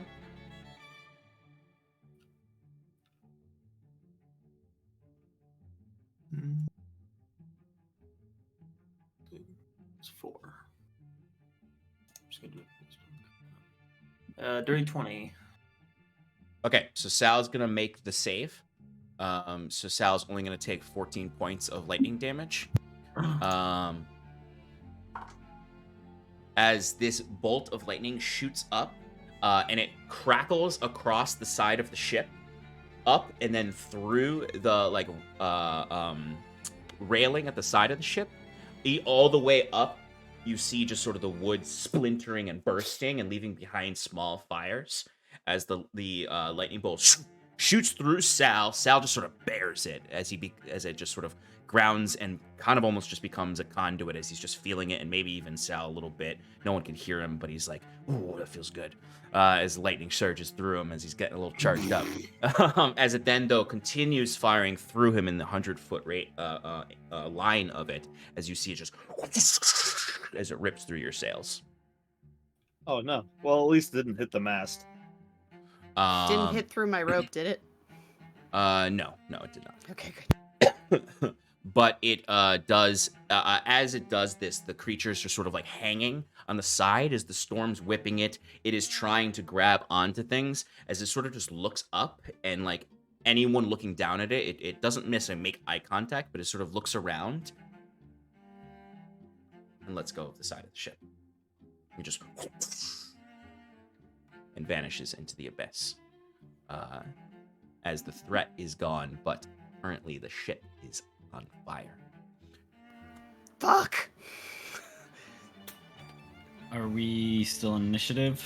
I'll pull us out of initiative, and we'll be in sort of a group check sort of situation where we're in, not necessarily in a full initiative, but where we're moving along, and you can do things if you want to help resolve the issue of the ship being damaged. Jacquet. The canter of endless water, just... Firefighter Jacquet. I love that, actually. So, I'm going to say, with the crew rushing about, with the storm going all at once, with this decanter of endless water, being able to do the geyser effect and shoot it out, you are able to get these fires put out before it does substantial damage to the sails, to the point where it's like you are not going to be able to use them anymore. The water shoots up, the rain, everything. Everyone's freaking out and running. You can see the carpenters like, ah! But then just this fire shoots, this water shoots out like a cannon. As I imagine anyone looking, Jacquet's like, oh. As Sass, you can kind of pull yourself back up onto the deck as the threat is gone and the fires have been put out. When I climb back up onto the ship and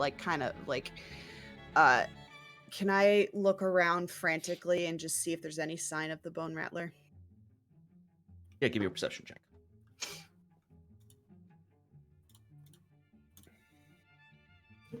Oh, probably not. That's an 8. You have no idea. Like, truthfully, you might just be paranoid and see a clash of lightning, and just the shape of a cloud might freak you out, thinking it's sails. But you have no idea if there's any ship on the horizon. It's too much of a storm to truly tell. All right, and I'll topple over the side and just fall on my ass. You mean topple in over? Yeah, whatever. What did I say? You said topple over the side. I was like, oh, you're done? Just over the side, back water. onto the deck. I imagine steam is still rising. Yeah, you all would see, like, Sass does have these, like, gnarly, like, burns on her arms that look like bolts of lightning. That's cool. Like that wave of lightning when someone's, like, sweat gets affected by being struck by lightning. Ian walks down the step and helps her up. That was a noise. It was Just the waves, oh, sorry. right? Yeah, exactly. I was coughing in character. That was just the sound of this. Yeah, the waves against the hull of the ship. Yeah. I head down to where she's like tumbled over and help her up. Good work. Ow, careful. Fucking stings. Ow. Shit. That looks kind of cool, though. Let's get you below deck. We'll have Septimus look at it. Okay. Sorry. I was this close to fucking handling him, and then it Why you don't like Bruce's metal plates? it got its hands on me. Okay, What, you want to do something, Bruce? Come over here. You guys get you see Bruce is in the hall still. Yeah, you see Fearon bring Sass down, and she does look quite injured. Is everything all right? Are we safe now? I think so. You don't look so powerful. good. Here, geez, sit down. Let me see what I can do. As Septimus will kind of wave over his it looks staff cool, of healing. though. Leave it if you can. It looks neat. Fucking hurts. Can you just make the sting go away? Yes. Yeah, I think so. Let's help cure wounds. Her up. Can I do a level 2? Yeah, I can. Yeah, I'll do a level 2 cure wounds. Okay. Boom. You would see the lightning bolt sort of singes remain as small scars, but the pain subsides and the red inflammation goes away as it just leaves these sort of lighter on your skin. There's just slightly lighter, very thin scars that show these bolts of lightning down your down your biceps. It was 13 points of healing. Nice, thank you. Can someone actually, can someone go and see if they can see? I was trying to look for the bone rattler because that's what happened the last time they ambushed us. I couldn't see anything. Couldn't focus. Can somebody go look? Yeah, I'll look. Also, I don't know. Bruce, you can do that thing. Is there any more on the ship? Underwater? Plant my feet. Yeah, Bruce, Shimmy you don't need to do any rolls or anything. You can, even if you need to walk around a little bit, you can see there's no more Sahaugin attached to the bottom of the ship. No, I think we're good. Great. Good. Excellent. Thanks for handling that, Saskia. Sure.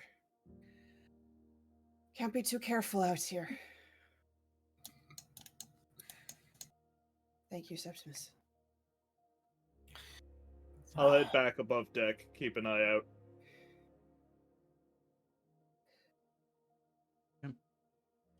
And as the ship continues to rock and flow through the night, Sass can rest. Fearin, you can do a little bit of watch on the top deck, holding on to the side as the ship rocks. Jacquette, you can return to gambling if you wish, or maybe you've had enough for the evening. As Septimus and Bruce, you can as well return to sleep, or the best sleep you can get, Septimus. Possibly even more rockier than it was before. But the rest of the night goes without any incursions from enemies below. The storm rattles on until early in the next morning, where it starts to clear up around 6 a.m. The crew is quite tired, but they've kept the ship good to go and safe. And given the expertise that went into keeping the ship safe, you will not lose any time on the second day. And the quickness of Jacquette putting the fires out with the decanter, there will not be any delays. I'll make it in time for my program. As the morning air rushes over the ship, as there's some scorch marks and some splintered wood that the crew are working on, as the next morning comes. I'll go help as soon as A gentler seas. It's still drizzling out, and it's still a little bit miserable and cold, but the waters have calmed on for this last day of your journey. No spooky dreams? No spooky dreams. Cool.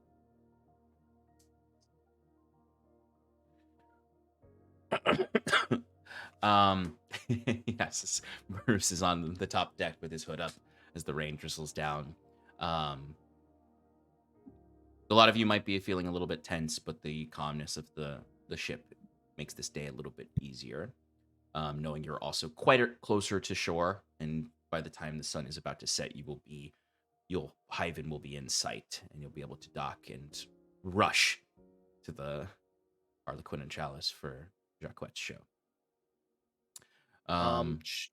Just one more thing, Sean. Mhm. I would like to take an hour to etch some runes into the ever-weeping poison greatsword that I got from I think it was Bruce. Just so I can use it as one of my runic weapons. Use the bonus action to bring it back. Yes, no problem. Okay. Now, before we get into the last day and getting back to Hyvin, we'll take a quick break. We'll be back in a couple minutes, folks. Please stick around, and we'll see you all soon. Welcome back, everybody, to Adrift in Aldhalor. Our heroes have just fought off another incursion of Sahaugin, who are trying to ambush them on their journey home during a storm. But it is now the 9th of Inarum, and they are going to be arriving on time for Jacquette's show, and in a reasonable amount of time. So, by the time the sun sets today, they will be arriving in Hyvin. The day is cloudy with some dreary, drizzling rain throughout the day. Everything is maintaining just sort of this moist wetness everywhere. all over the ship as you're kind of staring out at this foggy, very, very cold day. Occasionally, you even see a few flurries of snow amongst the drizzling rain as we are approaching single-digit temperatures on this day. As we are only half a month, really, a little over half a month away from the beginning of winter. Now, as I've said, winters are fairly temperate in Aldhalor, at least amongst the southern reaches where you are. But you will still occasionally see flurries of snow and cold, freezing days. Overall, though, the day is going quite quietly. Is there anything anyone would like to do before you arrive in Hyvin on the ship? Cool. So the day is dreary, but as the sun begins to set and you see these sort of purples and oranges of a sunset sky, you can see the land of Hyvin. As you turn the bend of the northern tip of the peninsula, you can see the ruined lighthouse up above as a flock of seagulls kind of fly out from an alcove within the old structure. As you can see the lights of the city, you can see other ships docking for the evening as you are cascading across this very gentle waters. As the skies have cleared a little bit, enough for you to see the sun as it goes over the horizon and see the moon and the gas giant Vero taking up portions of the sky as you arrive at port. And you are back home, finally, or closest thing you have to a home right now in Hyvin, as you pull up to the docks. Galdus immediately is working with his daughter, with the portmasters, but you all are free to go into the city. What would you like to do? I think Jacques says his goodbyes to Galdus and Almira. Almira, right?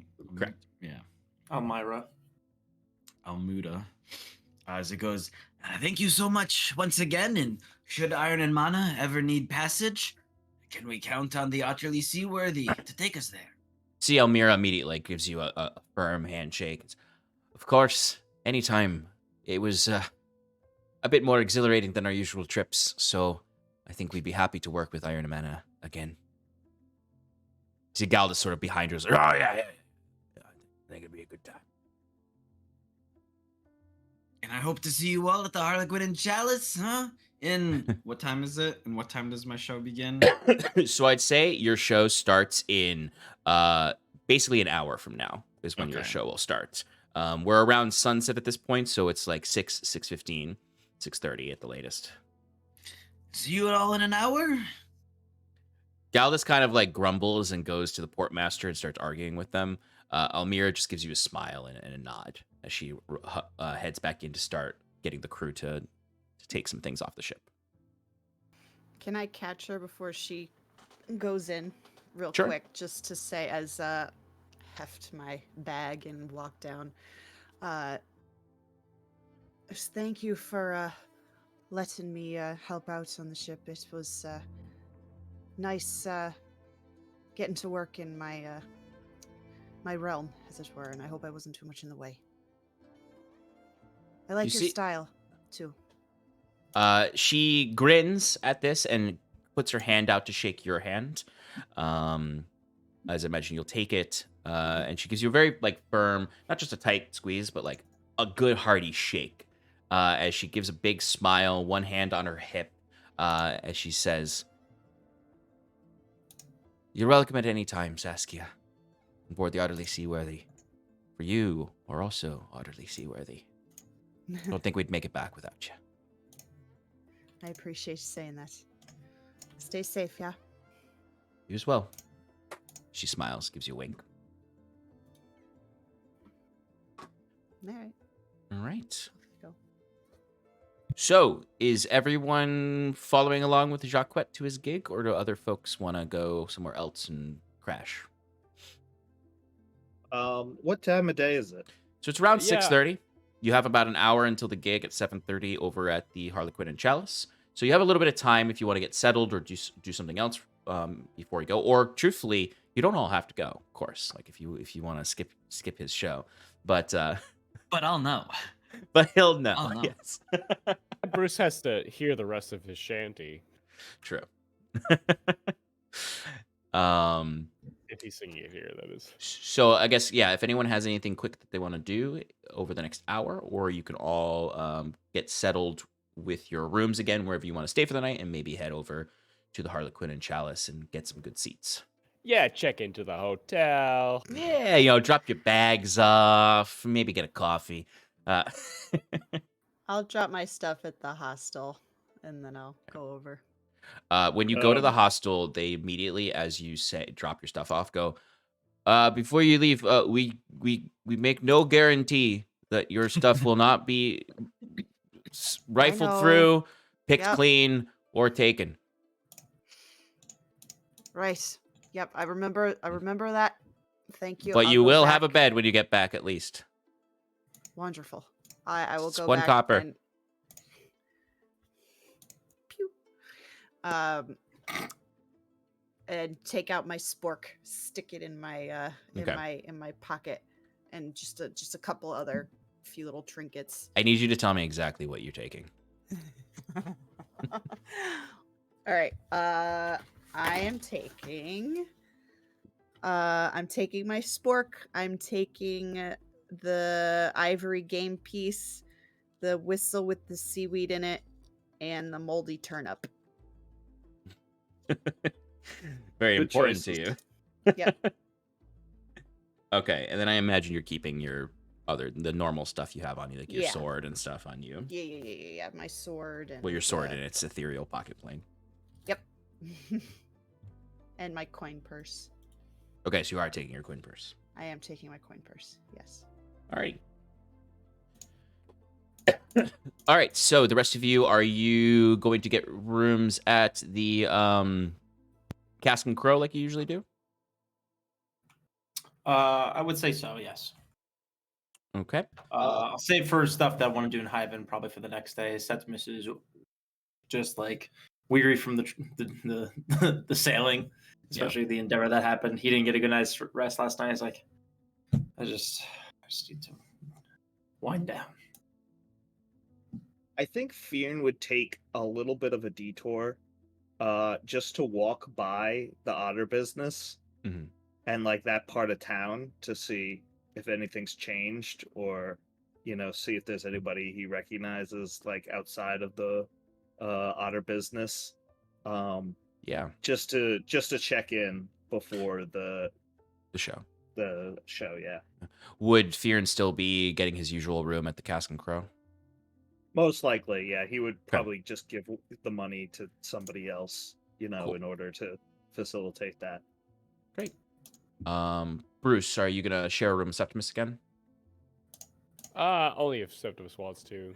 Septimus fine with that. Cheaper. Yeah, cheaper room, exactly. Yeah, and then but Bruce is gonna just put his stuff down, and then probably also very exhausted, but still go to the event. Yeah. Okay, so that's 1 silver for each of you, and then 2 silver for Fearon. I thought I had the cheapest room. So Oh, you right, all, 'cause yeah. I good mean, you quality, guys, got the it. cheapest room truly would be to go to the hostel, or to get a room at the Harlequin and Chalice, or one of the other 20 taverns in the city. Jacquette, would you go directly to Harlequin and Chalice? Yeah, I think Jacquette would just beeline it straight there to get ready. Cool. Ultimately, would you go back to your room at the Cask and Crow? Yeah, I think so. All right, so the 1 gold will stand for that. Mhm. And of course, the bottle of booze will be waiting for you there. Of course. As well as some oysters, if you wish. Okay. Theron, I'll just real quickly give you a little glimpse into the Widow's Ward before everyone gathers back at the Harlequin and Chalice. The Widow's Ward is incredibly quiet compared to other times you've been in here. There are, especially with the dreariness of the rain, the darkness of the sun setting, the occasional flurry of snow, sort of backlit by the lanterns in the district, it feels somewhat abandoned to you. There's not the usual crowds around the Otter business. You do see the lights are on in the Otter business, but there's no like line. There isn't even a bouncer out in the front door. This place looks, life-wise, nothing like it did when you left or before the governor arrived. Still feels dangerous. It still doesn't feel like a safe part of town, but given the sort of leaning buildings and the way everything's cramped together and you're still on that precipice, they have completed the green room, so there is sort of that attachment to the side that is really looks like they've attached a really shoddy cabin to an otherwise relatively normal building other than its overhang. But generally, it's just a very, very dark and quiet place right now. Could I possibly just peek my head in to the... Yep. Even if you peek in, like, there's barely even anyone playing games in there. It's very quiet. They're not even that super friendly when you walk in. There isn't a bouncer at the door. They seem to be just very much so keeping to themselves.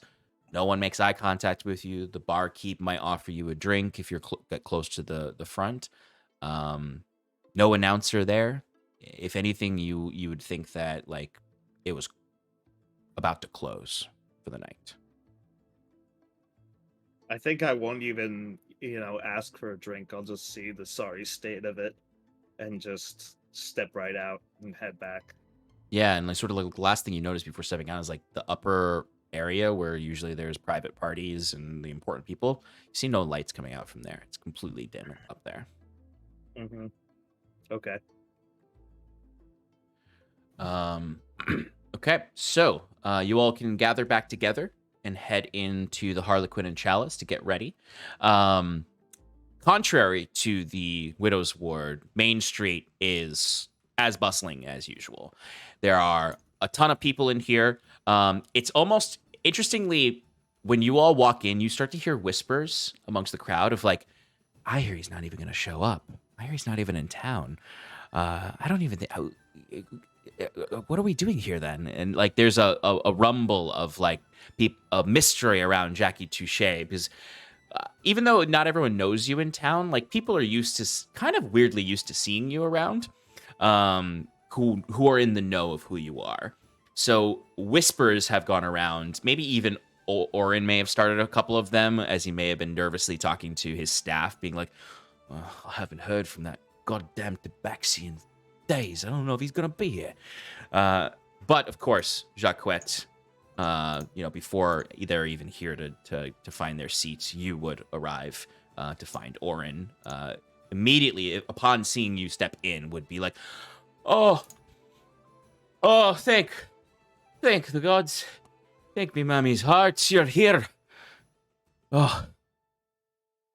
Sorry, my friend. Sorry, a little delay at sea, but as promised, Jackie Touche is here and ready to perform for all your happy guests. I was wondering for my entrance, the stage, what backs it? Is there a room on the other side, or is it an alley? Oh, the back of the stage, it's just a rather tight hallway with a curtain out front. Oh, okay, perfect. Leads back to the kitchen. All right, that will work. That will work. Do you mind if I just... And he's gonna like kind of unshoulder his bag and stuff, and just kind of shove it behind the bar into a corner, and then taking up his scepter, his staff, his rod, his walking stick. Yeah. He's gonna just saunter off, just like going like, do re mi fa sol la ti do. Do. I was never a good singer, as he just like randomly says that to someone walking by. Absolutely.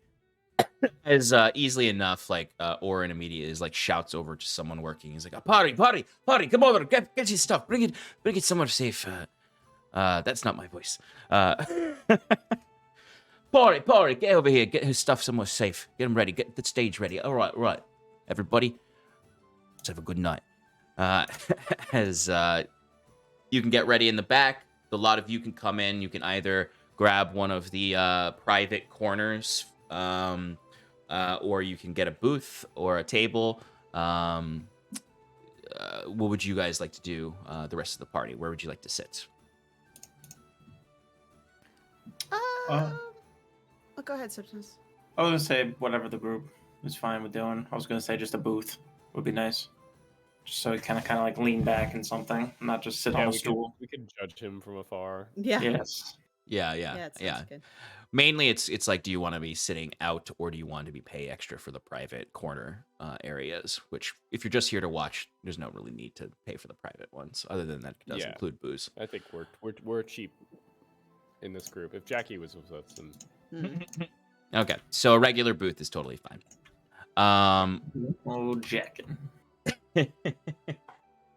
So the crowd is certainly, there's quite a lot of people here. I might say there's like slightly less than his premiere, but certainly not a noticeable retention issue. The second one is always a little bit lower than the first one, but it's certainly certainly a crowded room by anyone's standards, maybe perhaps other than Jacquette's. As Oren would have come over and be like, good to see you. Good to see all you. Hey, I was hoping to see you all here tonight with Jackie. Oh, Jackie back there? Yeah. Oh, it's been too long. It's been 4 or 5, however long. It's almost been a week since you've been here. What can I get you all? 4 or 5 whatevers, exactly. What can I get you all? Drinks, food? Yes. Yeah, Yes, everything. something Yes, that's not Saul. fish. Not fit. Hey, we got some old stewed cabbage with a little bit of pork. Not too much. You're not looking for. I mean, our special tonight is a shellfish boil, but we can just get you some pork and cabbage if you want. Sounds good. That actually sounds quite nice. Nothing on it, just pork and cabbage. Ah, well, it's seasoned, man. It's seasoned. It's just like we put salt on it, a little pepper, a little bit of stewed in a nice broth. I'm just making sure, Oren. Wasn't on the menu previously. Comes with a small mug of my my new experiment, a little bit of mead that I've been making. Oh. Yeah, that's Where you been making it? Basement with all the other booze. Is your middle name Sean? I don't know. I don't have a middle name. I don't have a middle name. You know what the funny thing is? This is not even because Sean O'Donovan is also making mead. It's literally what the random generator for the tavern menu came up with.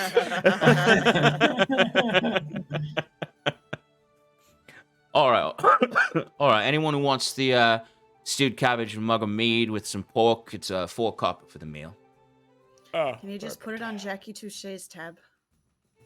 I don't think we got one of those for him tonight. From somewhere across the room, Jacques just goes, something is amiss. Oh, he told us to start it. He told us to start one for him because we were going to celebrate a successful trip. So he said to just start it and to put whatever we wanted on it. Trust me. Give me a persuasion roll. Look at the turnout tonight. I mean, this is great. Persuasion or I'm sure deception? you'll make your money back. Actually, no, you're right. That would be a deception roll. That's fine. It's better. Do I get advantage because Fearin is helping me? Yeah. Oh, well, I don't really need it because first one was a 26. The second was a 24. And you see Oren as he's like writing down like 3 stewed cabbages or 4, whatever. He's like, all right, just I might check with him before, but There's no need to do that. He was in a don't get in. He's prepping right now. Don't get in his headspace. That's true. That's Let true. him I don't prepare. want to disturb him. He'll just he'll take care of it after. It's going to be such a successful performance that he's just going to say it's all on him, no matter what. He It's gonna was be quite fun. happy the last time. He did spend a lot of money. We're celebrating, Oren. We are celebrating a successful mission. Trust me. it's all fine. right then. All right, we got. Everyone wants some stewed cabbage and pork. Everyone. Actually, no, I'll go with the shellfish boil. That's a little more expensive. Yeah. It's a little more expensive. Yeah, unless it's Actually, you know what? I'm fucking starving. I'll take the cabbage and the pork and the shellfish boil, please. You want the side of turnips with the boil as well as the tankard Absolutely, of ale that comes with it. I will take it all. All right, well, then that's going to be 14 copper for you. It's on the tab. Great. 14 copper for you, and the rest of you with steamed cabbage, pork, and meat? Please, yeah. good for me. That'd be great. I just Alright. imagine like a hard cut to like hours later with Jacquette furiously like shaking Orin and just being absolutely not. That would never be the case. How? How?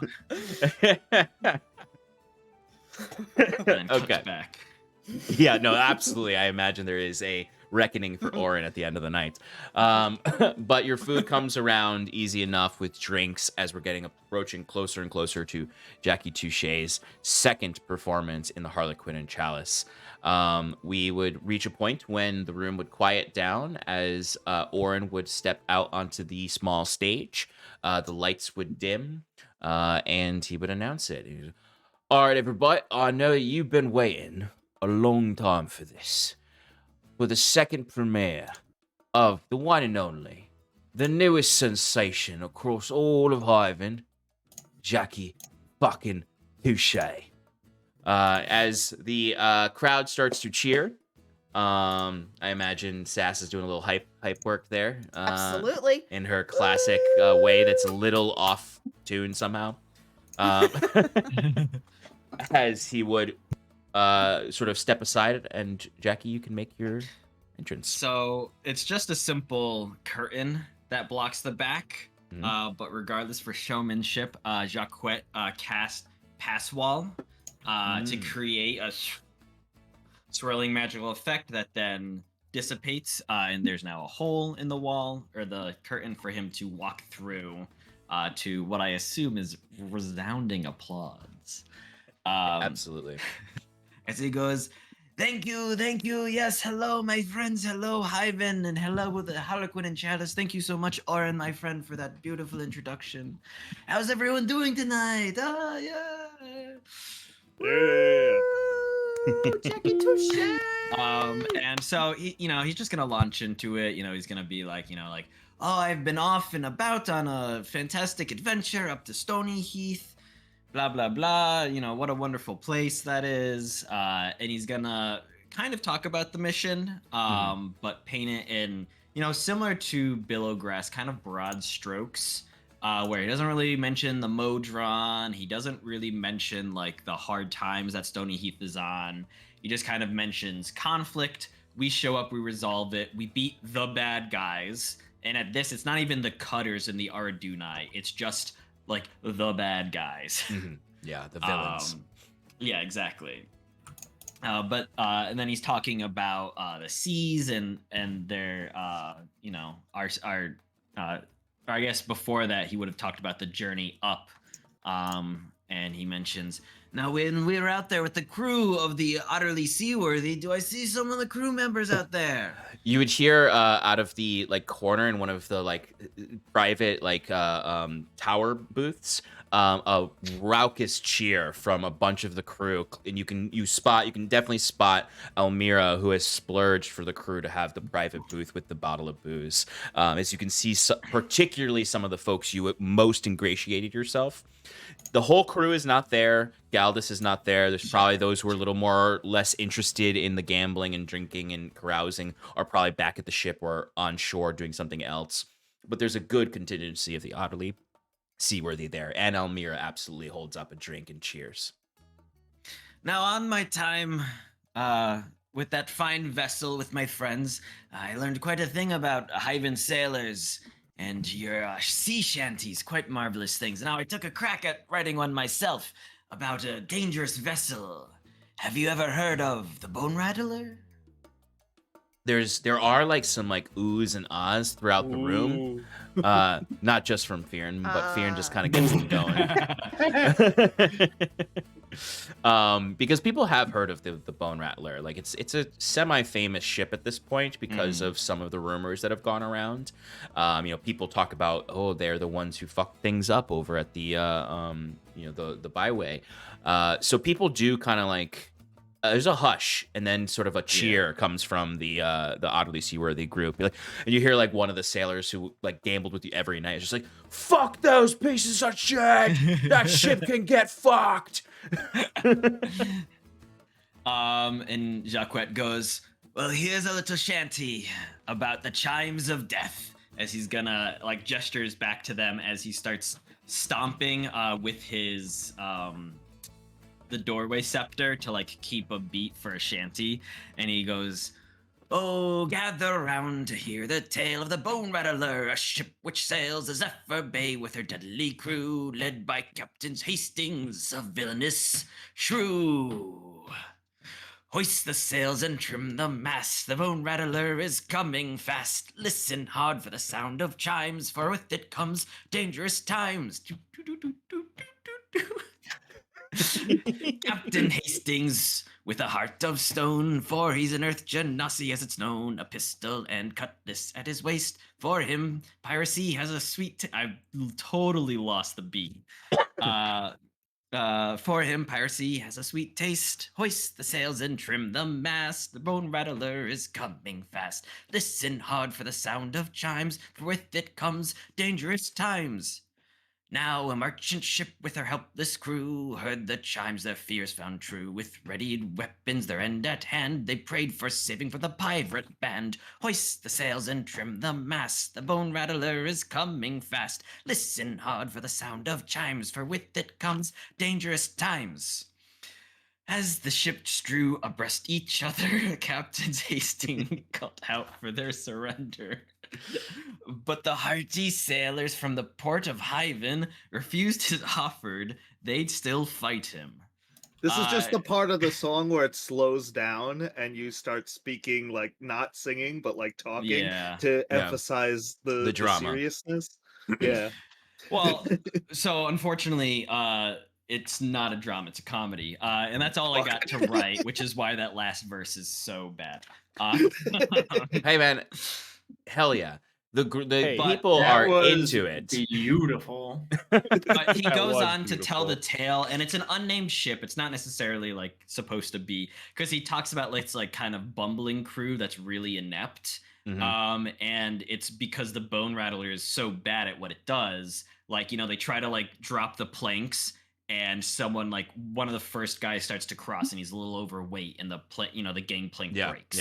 And he goes tumbling, and then they try to like fire a volley, and they end up like shooting a rope that caused like the riggings to drop on their own ship or something. And basically it ends with Captain Hastings getting decapitated by pure happenstance. And then the merchant ship sailing off totally fine. And it just talks, like how bad the Bone Rattler is. I love this. Give me a performance check with advantage, and you have inspiration. Oh, thank you. For the performance. All right, 23. Excellent. So, the comedic effect is working. As you can see, the crowd laughs as you mention the different fumblings of the Bone Rattler. It's almost Charlie Chaplin-esque in like the way that you can picture this scene of these scary pirates like stepping on their own deck, and the board flops up, it hits them in the face, and like in Hastings just absolutely like and announcing a charge with his cutlass, and his own cutlass trims his own head off. Like the whole crowd is sort of laughing and enjoying themselves and banging their cups on the table, as you can see, especially the parts of the crowd that are working class sailors, people who genuinely are afraid of pirates, but are enjoying being able to laugh at pirates in this moment. Sass, you might even feel a conflictingness in your enjoyment of it, as it is mocking pirates pretty heavily. Yeah, great. Yeah.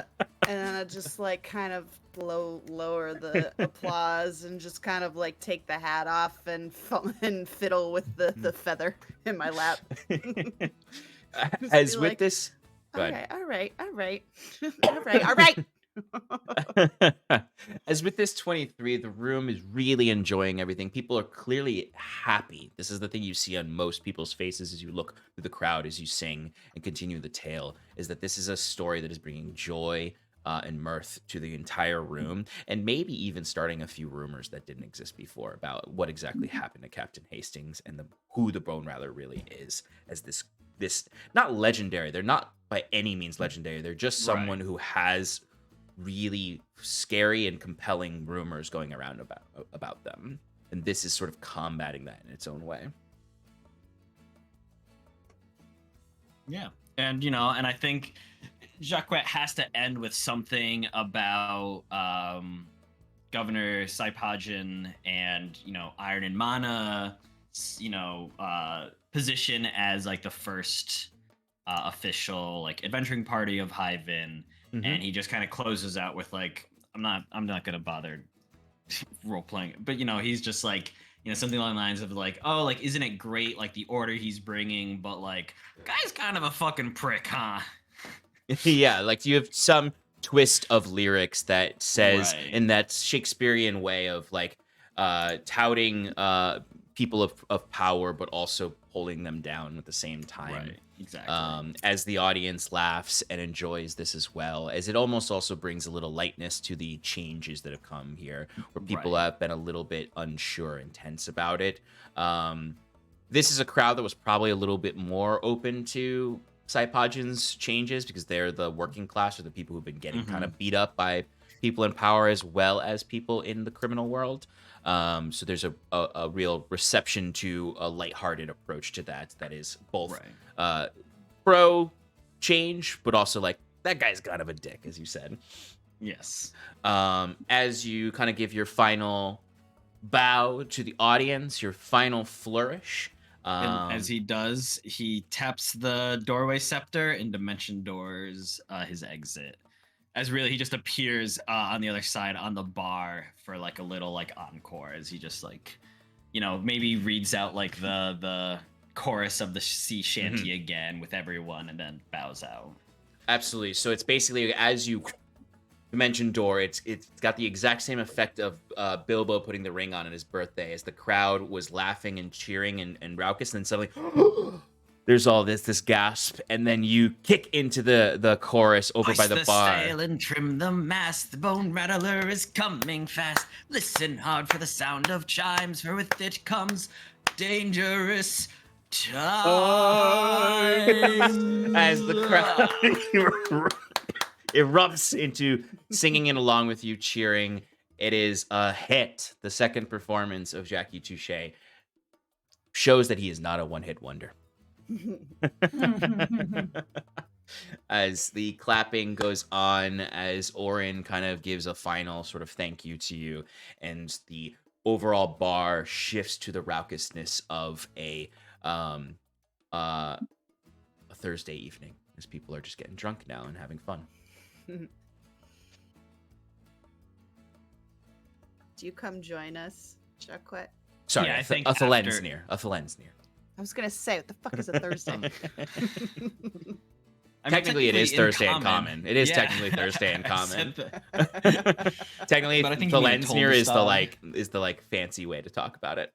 But anyway.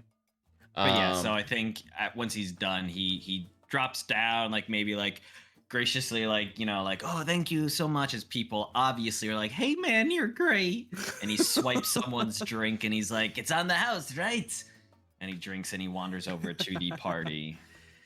Ooh, Very Jacques, correct. that was That so was- entertaining. Well done. Well spoken. That was quite nice. Thank you, my friends. Thank you. That was much better than what you initially were coming up with. Yes. Well, with all things, time helps. But it's without your inspirations to help these tales, they would never happen. So thank you all for continuing to do the things you do. To write your songs. You're To welcome. help me write my songs. Cheers to that. Well done, everyone. We did it.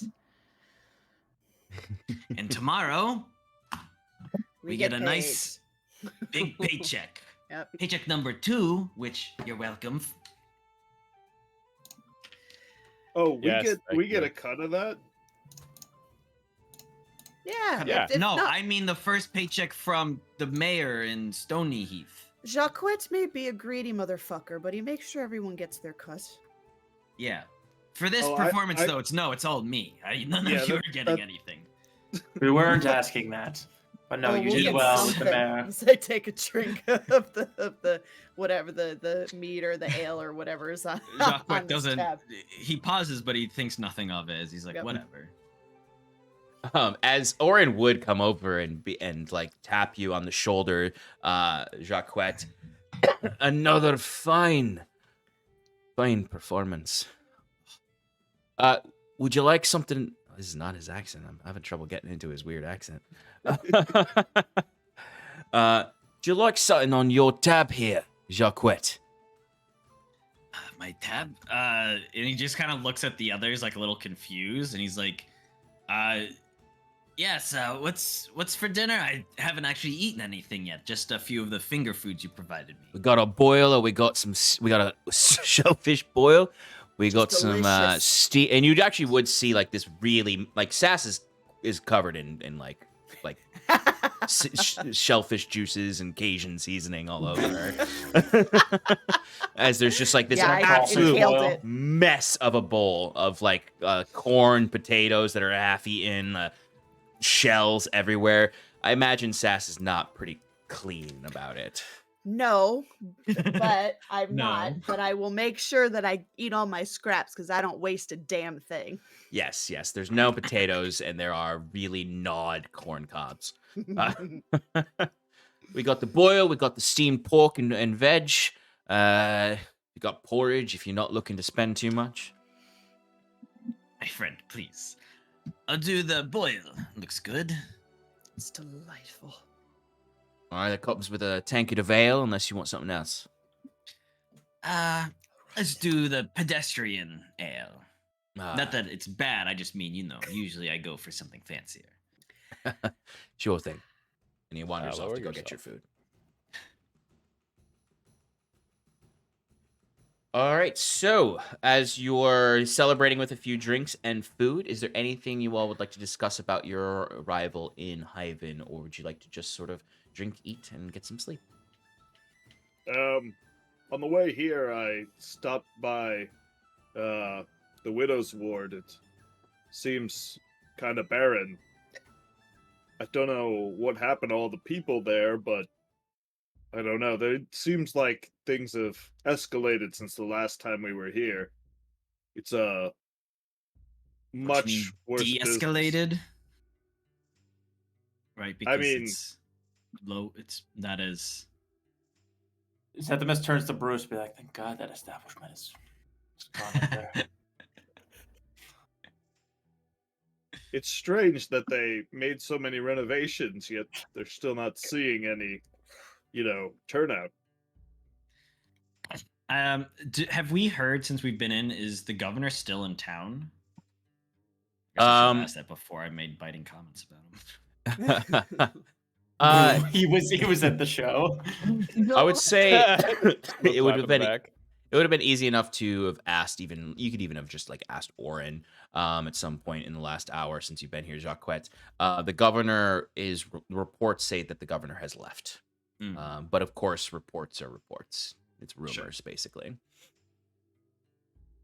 I mean, the governor's only been gone, a few days at the most, The folks at the Otter business are not stupid. They know when to lay low. And when it's right, I'm sure your fight night will be back. Don't worry, Fjern. You can earn your coins somehow on the side.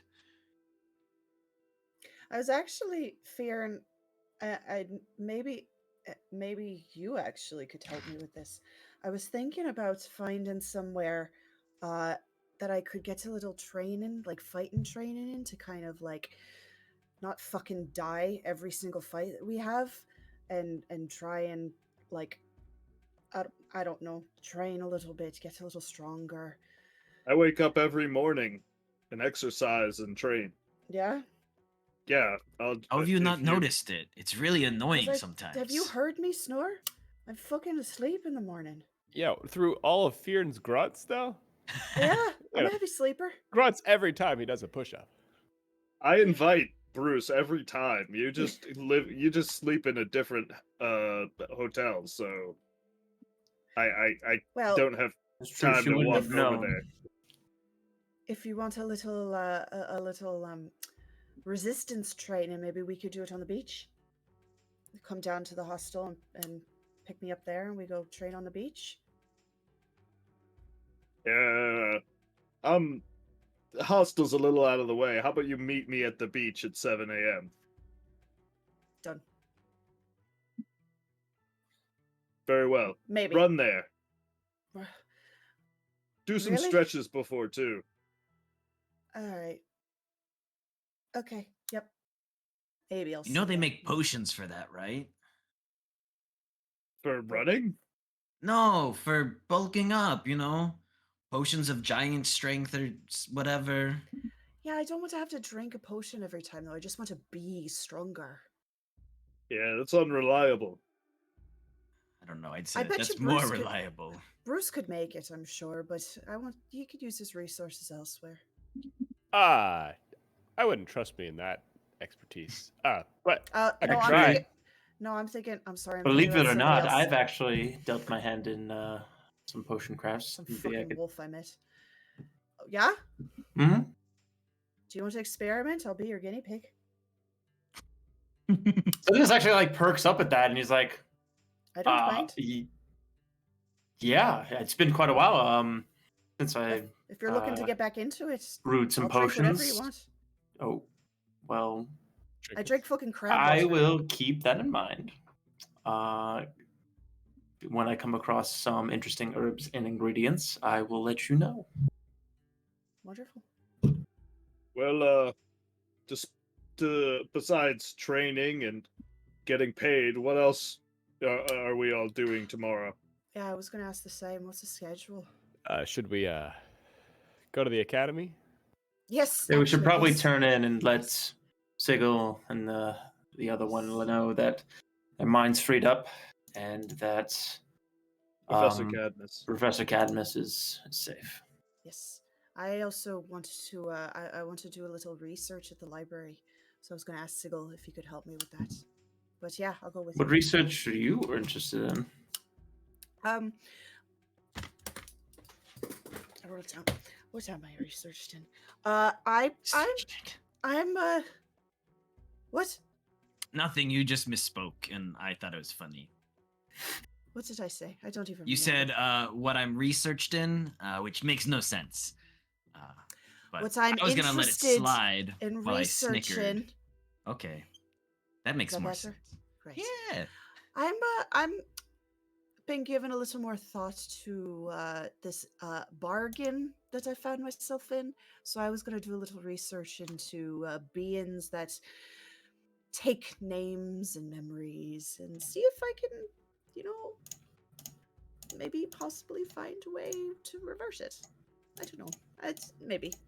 How does that work exactly? Will she know that you're doing this? Oh, I don't know. I guess we'll find out. I'm assuming that she's a woman too. I'm sure my little face barnacle will come out and say, "Stop it!" And it's when she says that you all recognize that Sass still has an open wound on her face that is not healed in 2 weeks. Yeah, Jacques, when he looks at her, pointedly, is always looking on the whatever opposite side of her face, or down towards her shoulder or something, anything to avert his gaze from the disgusting wound. Yeah, have you ever thought about maybe going to a cleric or a doctor and see if they could fix that for you? Maybe remove? Yeah, a cleric. Who would? Yeah, I you're the wonder. fucking Yeah, cleric. Ever think of anybody who's a cleric? I don't know who that would be. Well, Septimus. How about it? Septimus will kind of lean in and take a look at it because he kind of has I'll lean forgot forward so that you it can was get a better there. look. Well, admittedly, it Um, has just been basically a gash on her cheek. It hasn't looked as bad as the first time it was there, when it was like basically infected and there was little antennae coming out of it. Um, but like he'll like go towards and poke it, see if it like pops out. He's just kind of examining it and studying it a little bit. What Give you me make an- of But give me he an will for a investigation check minute. real quick. Okay. Ooh, baby, that is a nat 20 for 28. Fuck yeah! Septimus, I'll say, like, with this closer inspection and given your clerical background, but also just generally let's say your hobby, your machine hobby of thinking about the ways that machines can replace biologics, you is informed your healing side is a little bit as well when it comes to people. As you're looking at this and you poke it, you now that you're looking up close, you can see kind of like the movement of the creature within, and you can tell that this thing doesn't go away. Like, it's not like a magical barnacle in her cheek that like disappears when the patron's not paying attention. There is always Yeah. a little critter inside her cheek that has Yeah. essentially beneath the skin latched as it would to a boat to her skull.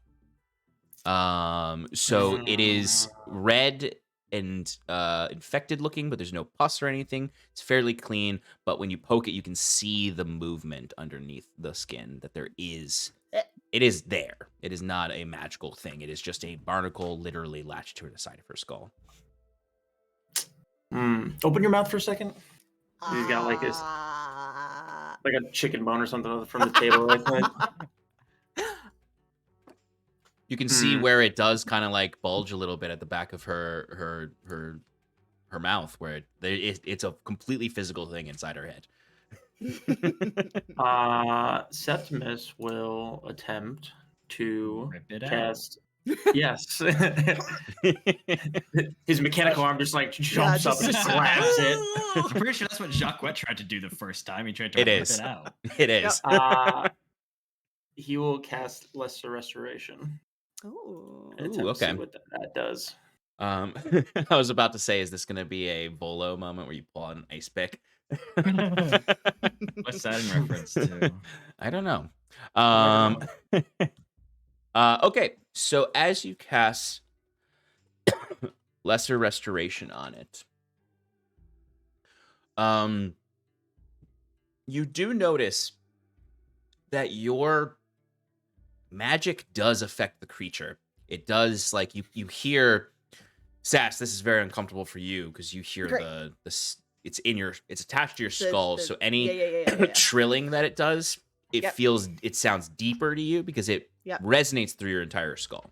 Makes In the sense. same way that ah. so you feel that, and everyone else outside would hear that trilling clicking noise of the barnacle within, almost as if it's like quickly like clicking in reaction to this, as if it feels maybe not pain but discomfort from the magic affecting it. So Septimus, you can see that this Lesser Restoration is affecting the barnacle, but it is not quite powerful enough to jettison it or dispel it in some way. One might say you need something greater. No, you don't say. But as long as I know the magic is working, Mhm. I could say, Oh, fuck, you made us angry. Oh, God, fuck. Well, that did something. okay, Shut up. this isn't the place to study it further, but perhaps maybe a combination of magic and some surgical precision. I might be able to take it Oh, out. I read about doing some surgery. Oh, God. Probably could. No. All Back to right. the academy, Why don't you know. we, why don't we, Well, I'll sleep. Let me sleep on it. let's I need to research it a think. bit more? Yeah. He sleeps Well, on it every night. Didn't you just say you want to be a guinea pig for his potions? Yeah. Well, what about- but I'm assuming he's going to research them first before giving it to me, right? Yeah, I Right? did some research on how to do Yeah. Little this, little that. But yeah, this is also a very public place, so maybe this is not the place to rip my face open. That's what yes. But thank you, Septimus, for looking at it, and that did something. So Yeah, so we'll see if when I start researching tomorrow if it gets angrier. But I'm just curious. I'm very curious. What Makes else do sense. y'all want to do? I am too. Speaking of curiosity and research, Jacquette looks around. Is there any sight of monodrone? Give me a quick perception check. Modrono? Modono? Toy man. No. 11. It's been sitting on Fearn's head like this the entire time. I would say with an 11, you would notice monodrone.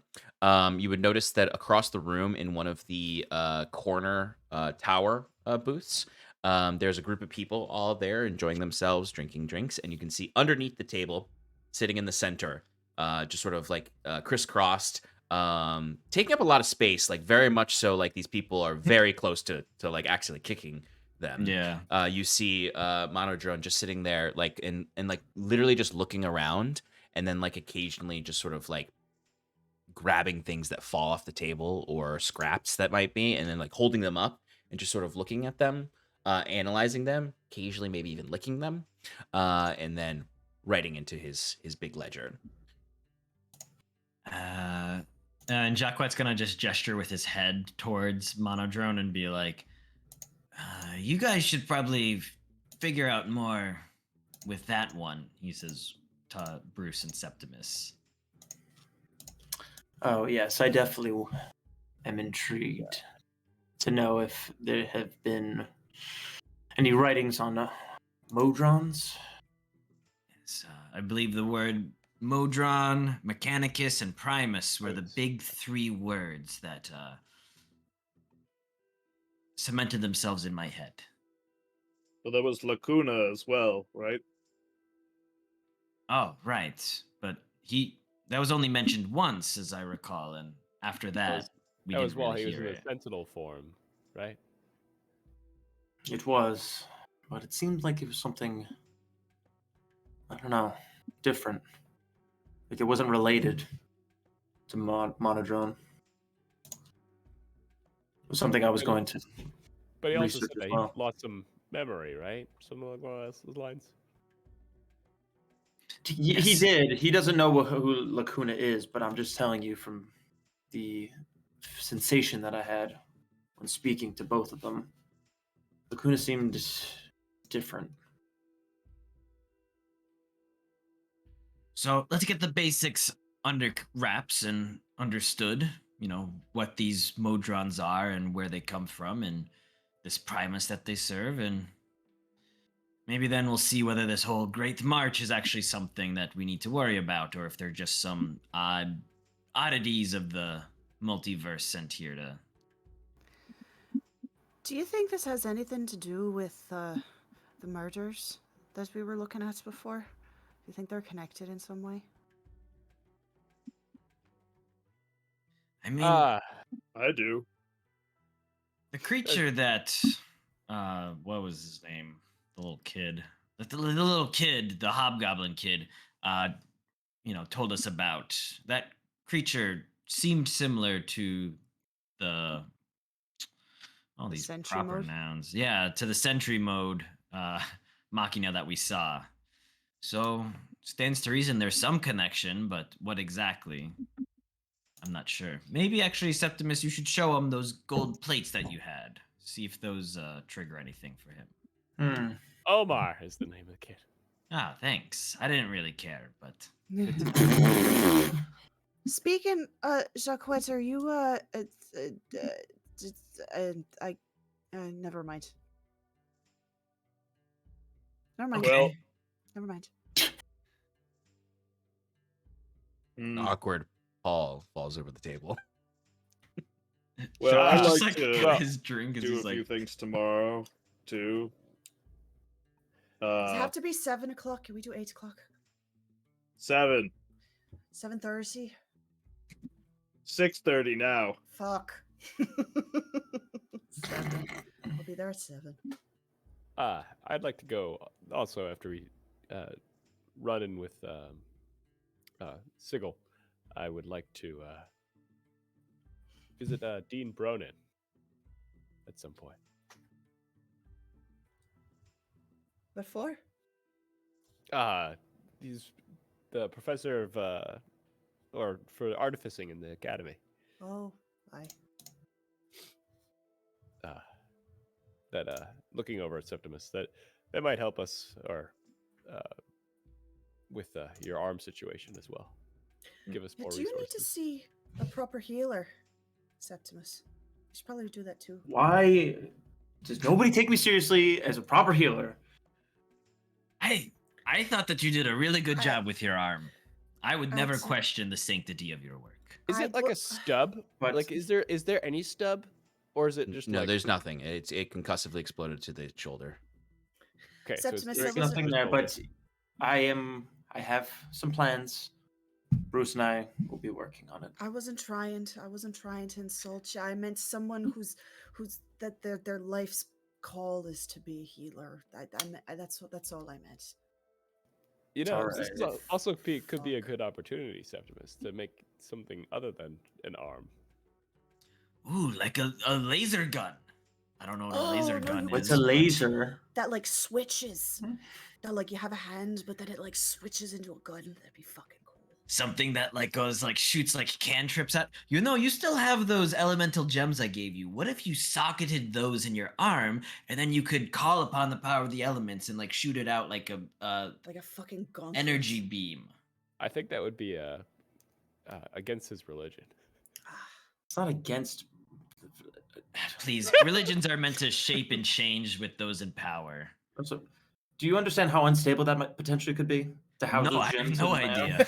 Well, then, But it sounds then don't pretty suggest things badass. like that you don't understand. It was a suggestion, Septimus. You don't have to get all cranky about it. By the crescent heart, who shoved something up your ass? By the way, Jaquette, this guy, I've been meaning to. You spoke to me earlier about possibly meeting Andre De Leon, the person who sold me this mask. Yeah, I don't. At this Jacques, like, audibly, it's a little awkward. I don't think you can meet him, but I'll see to it and figure out where that mask came from. I'll get all the answers we need. We'll sort it out. Don't worry about it.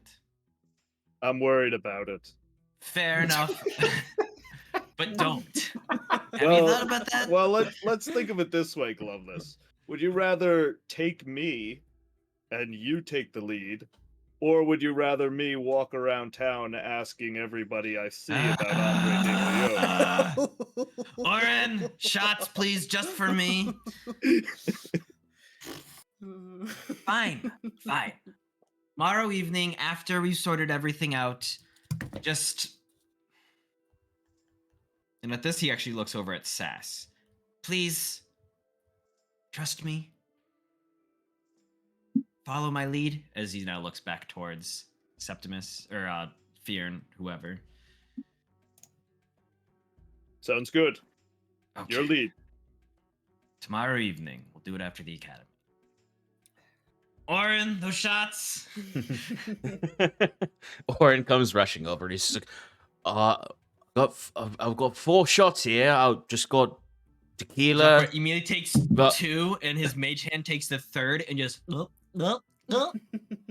Give me a Constitution saving throw. Hey.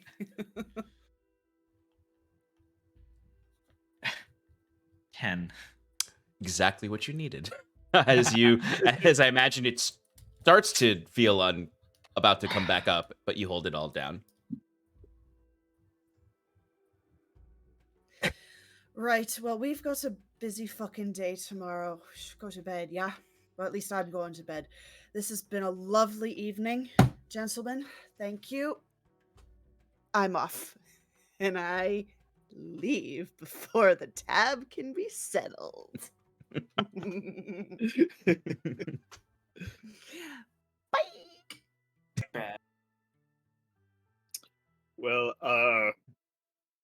I don't know. I think I could go for a few more drinks before bedtime. What about you guys?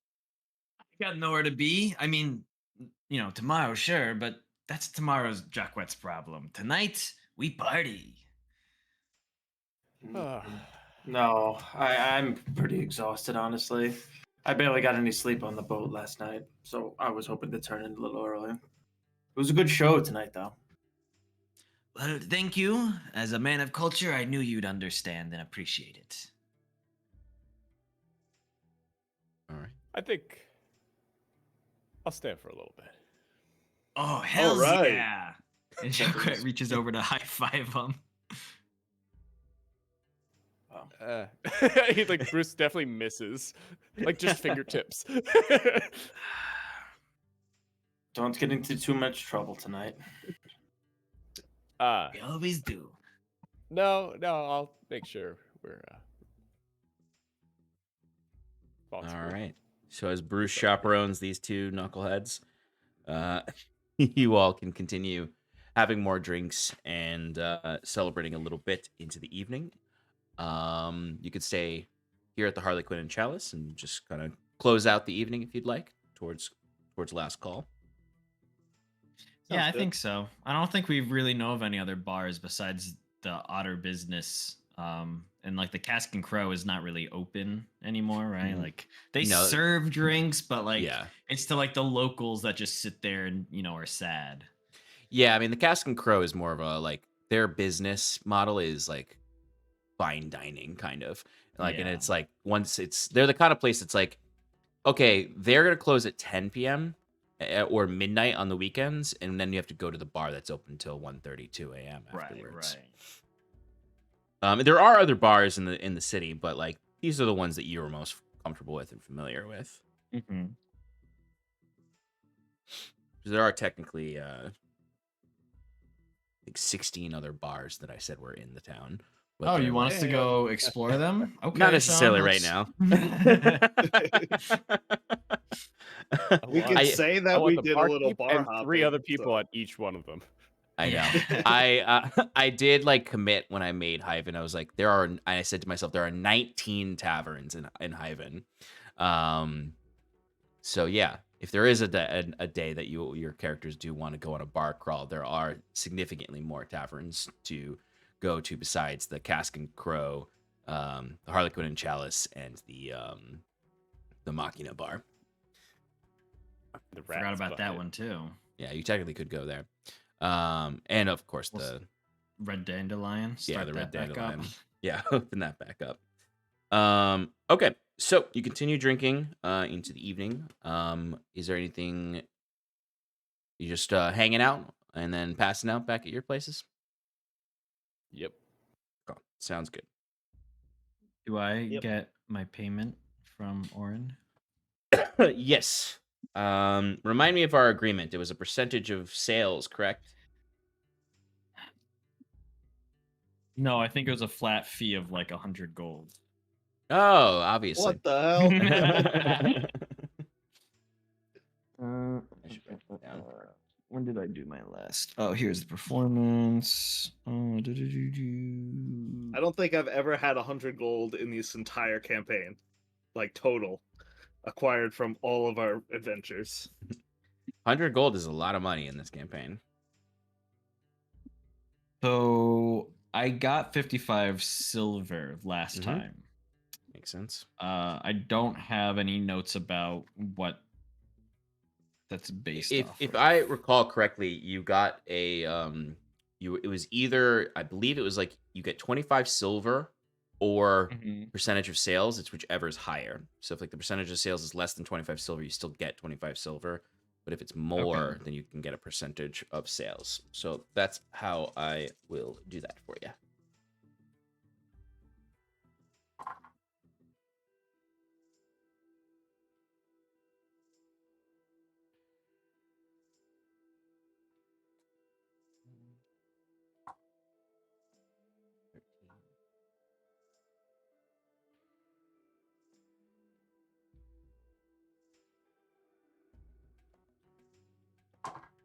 Okay. So that's then. Okay, so you're gonna get 35 silver out of this performance. Okay.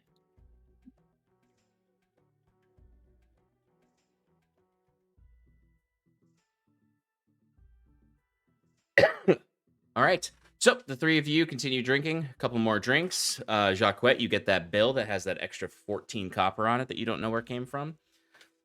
I actually think that he's too drunk at this point to notice, and he just pays. Okay.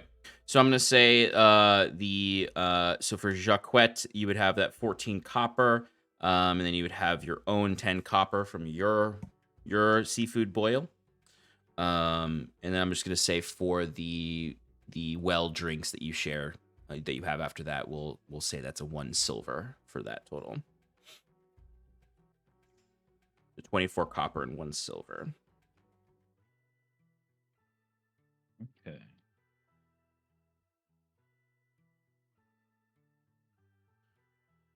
Cool. And then Bruce and Fear, and you'd have your 4 copper for your meals. And then I'll say another 10 copper for the continued drinking throughout the evening. It's all on his tab. Bruce, are you also operating off of Jacquette's tab? No. Okay. No, Bruce understands that. Yeah. So Jacquette, there would be an additional 14 random copper on that tab. Would you still be okay? Would he still drunkenly not notice 28 extra copper? Jacquette. There's a reason why Jacquette had friends at university. It's because he was the rich kid that got too drunk and everyone could put his stuff on and he wouldn't notice. He just thought that he had some expensive drinks. You know? Okay. So then there'll be the 14 copper from Fearn's tab on there. Maybe Jacquette's like, Fearon, how'd you not have to pay anything? Oren's helping you out, huh? Nice. You doing the dishes? Never the dishes. It's on Jackie's tab. You remember him?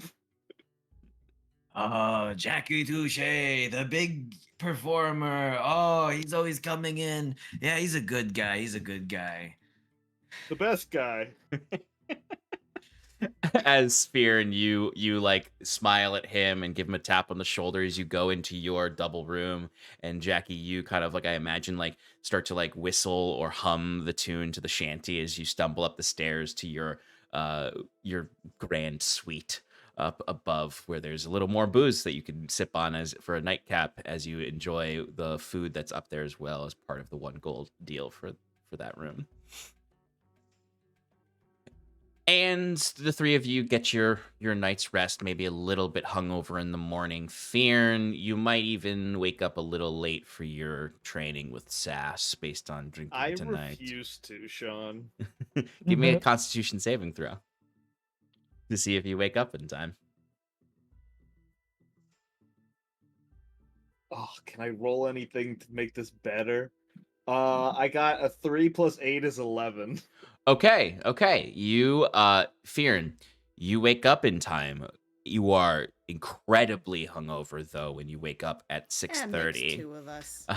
As Sass, you did not have nearly as much to drink as him, as you might just be groggy from going to sleep late. But the 2 of you do have a chance to work out in the morning.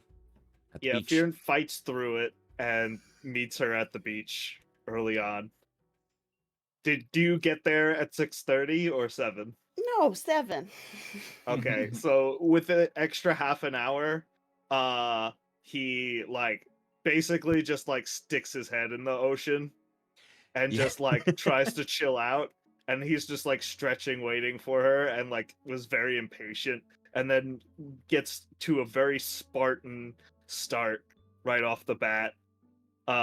Because he was like waiting for an extended amount of time, and I would say that he finishes up, and then like he finishes his exercise, and then makes her work out for another half an hour for the half an hour that he waited.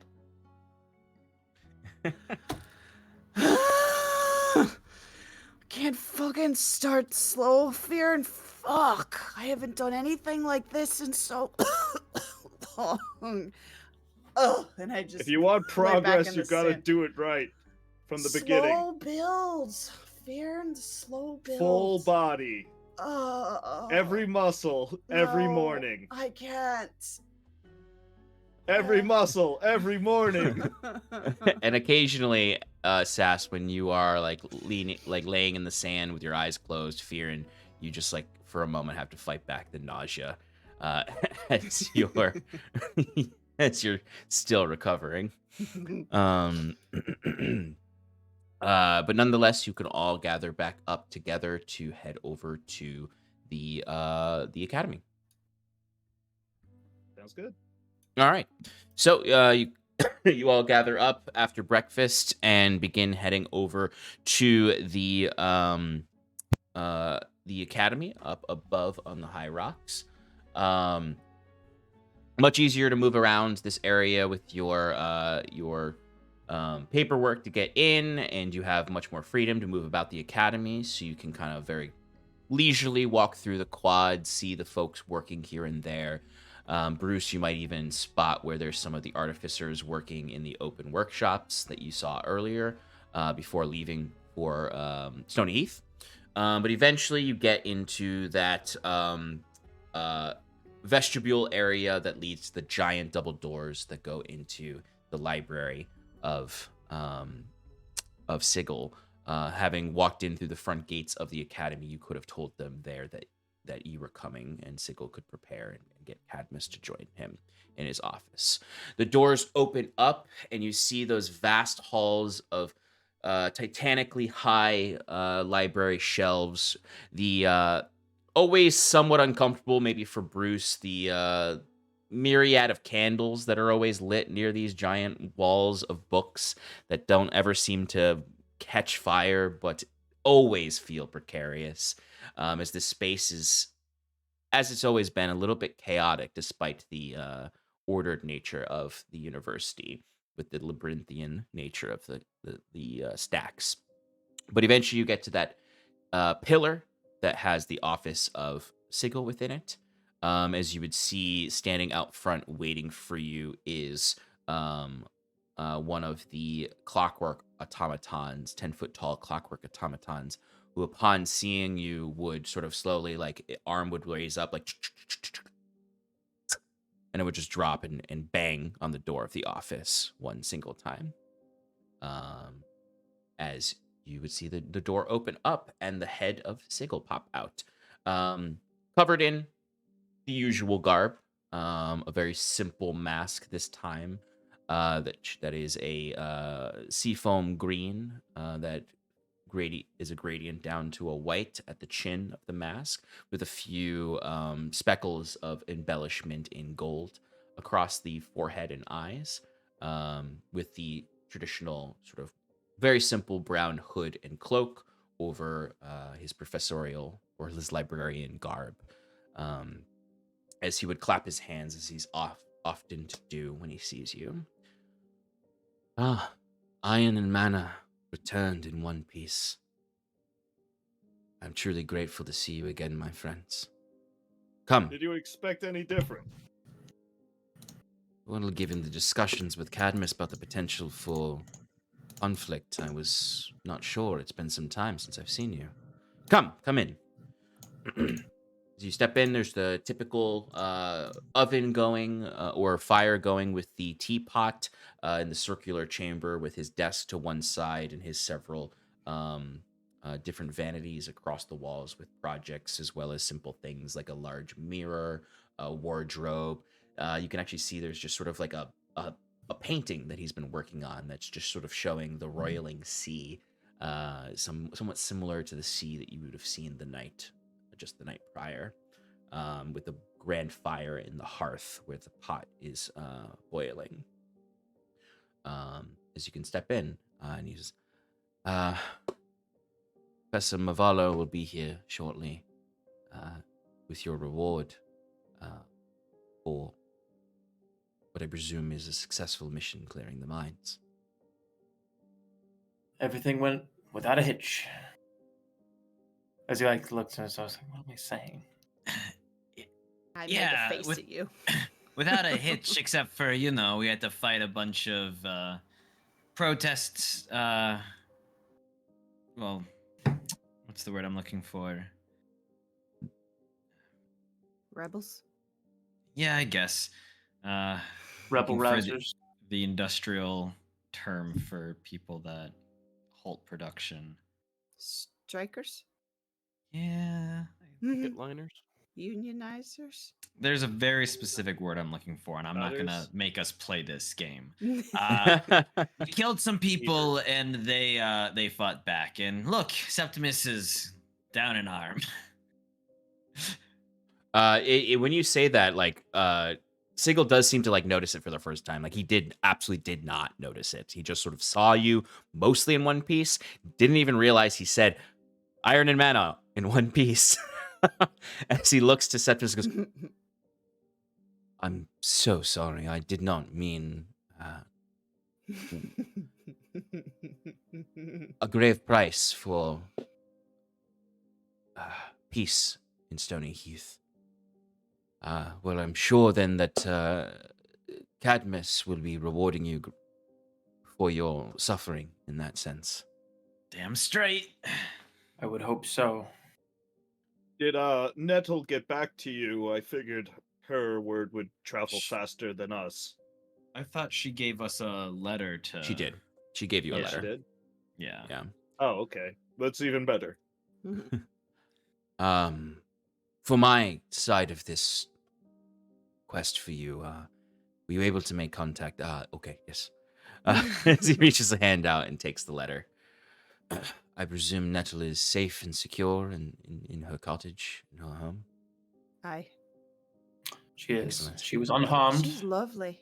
She was taken by those that preoccupied the mind, but she remains unharmed and returning back to her studies. Brilliant. Excellent. I'm overjoyed to hear that. She's a very special woman, special colleague, a strong mind. I can agree with that. Unfortunately, I didn't have more time to spend with her. I'd like to talk about the nature of her work. I happened to glimpse upon some of it when looking for her, but perhaps that's for another time. Well, I presume that she has not returned with you, that she is staying there for her research. At her request, yes. You read the note. He holds the letter and he tucks it into his robes and says, I'll get to it later. So I believe I owe you your reward for checking on Nettle. Right.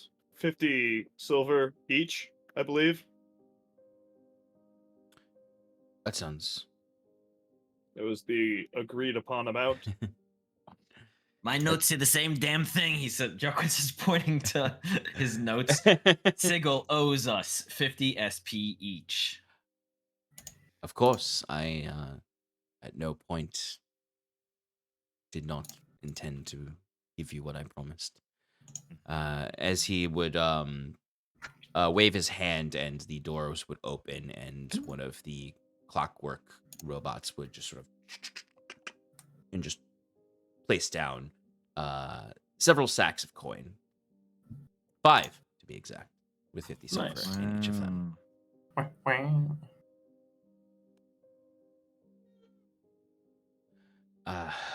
Before Cadmus, Professor Marvelo arrives, I would be remiss not to admit my curiosity.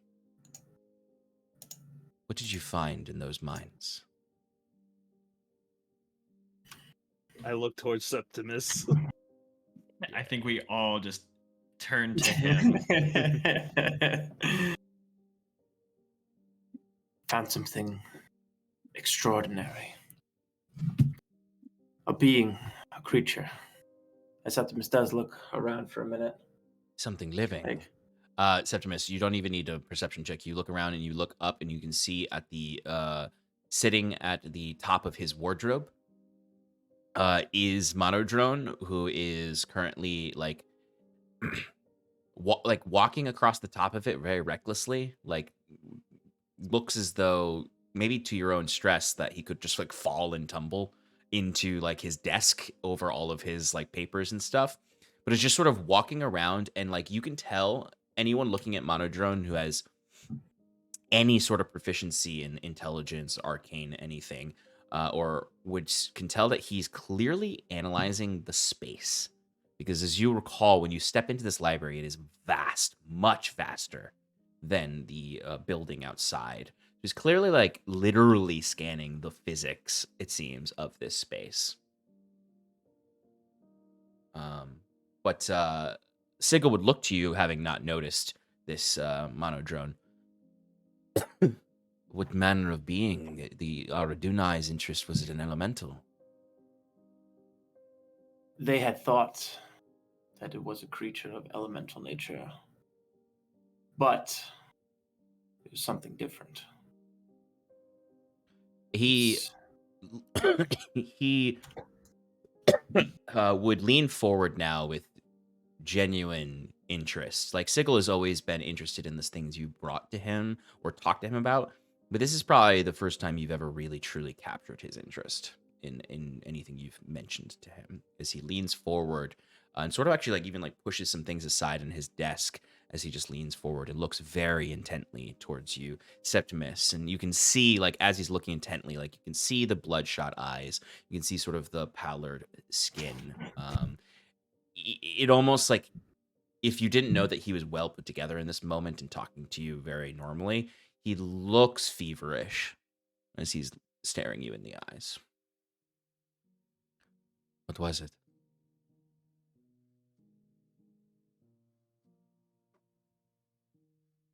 It was a machina.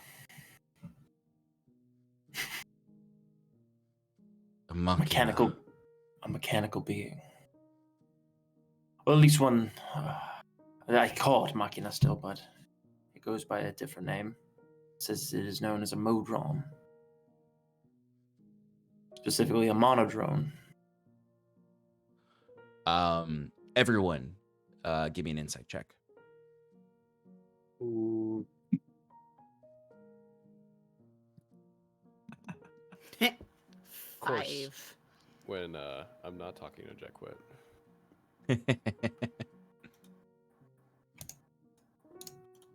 At 23. 23. Septimus. 22. 22 from Jackwet. 18. Piran? 10. 10. Okay.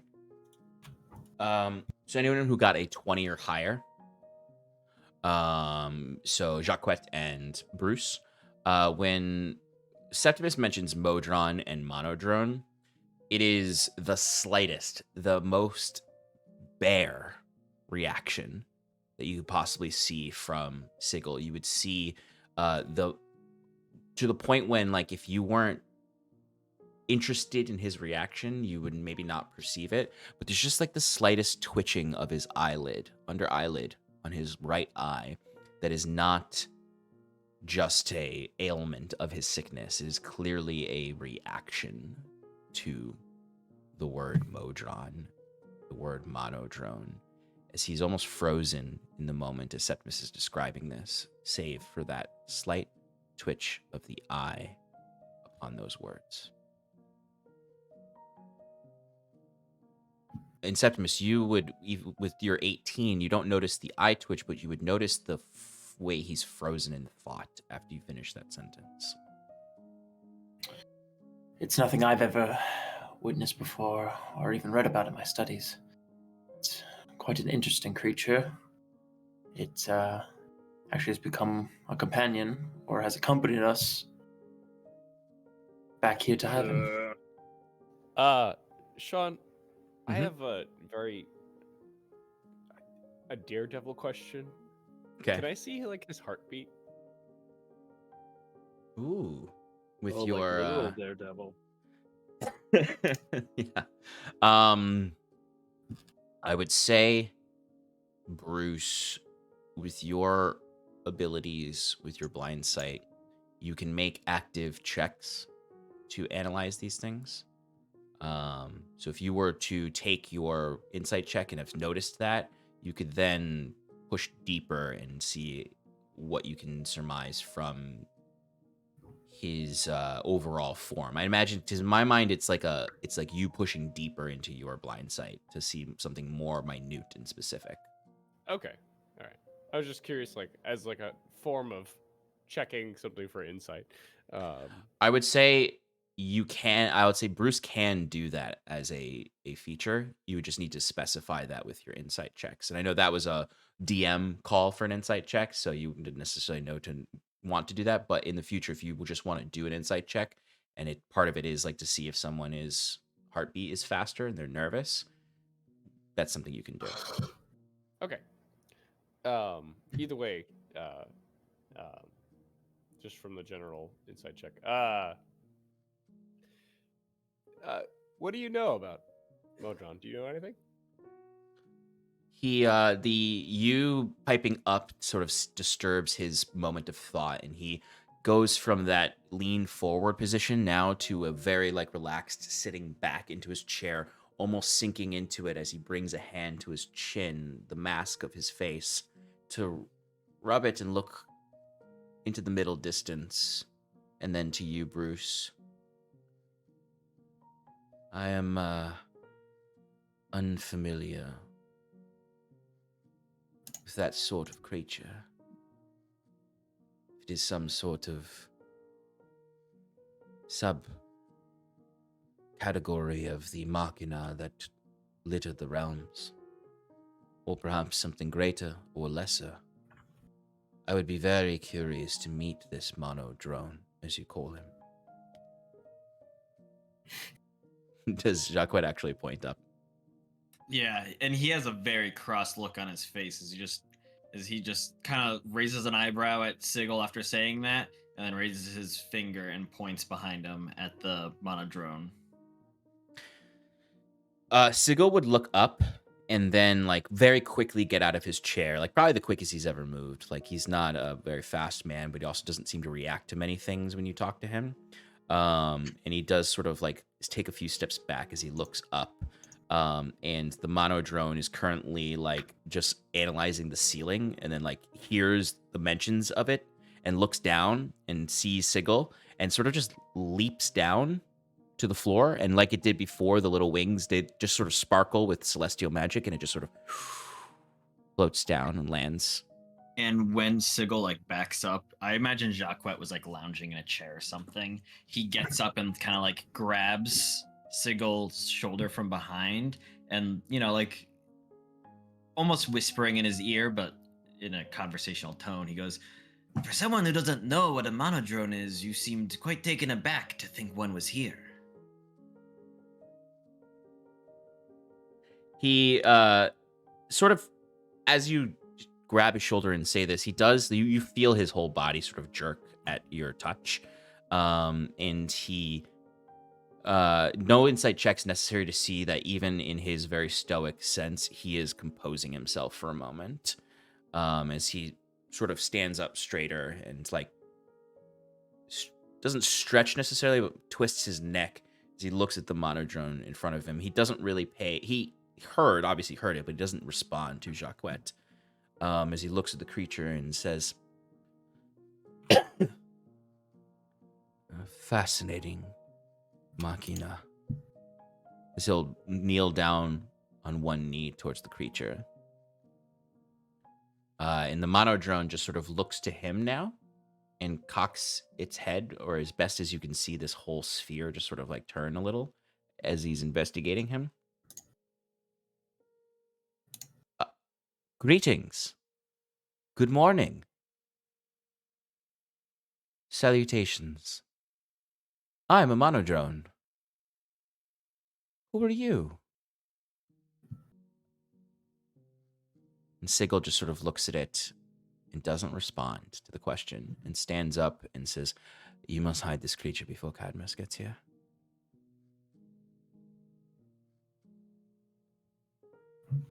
Ask it to hide itself.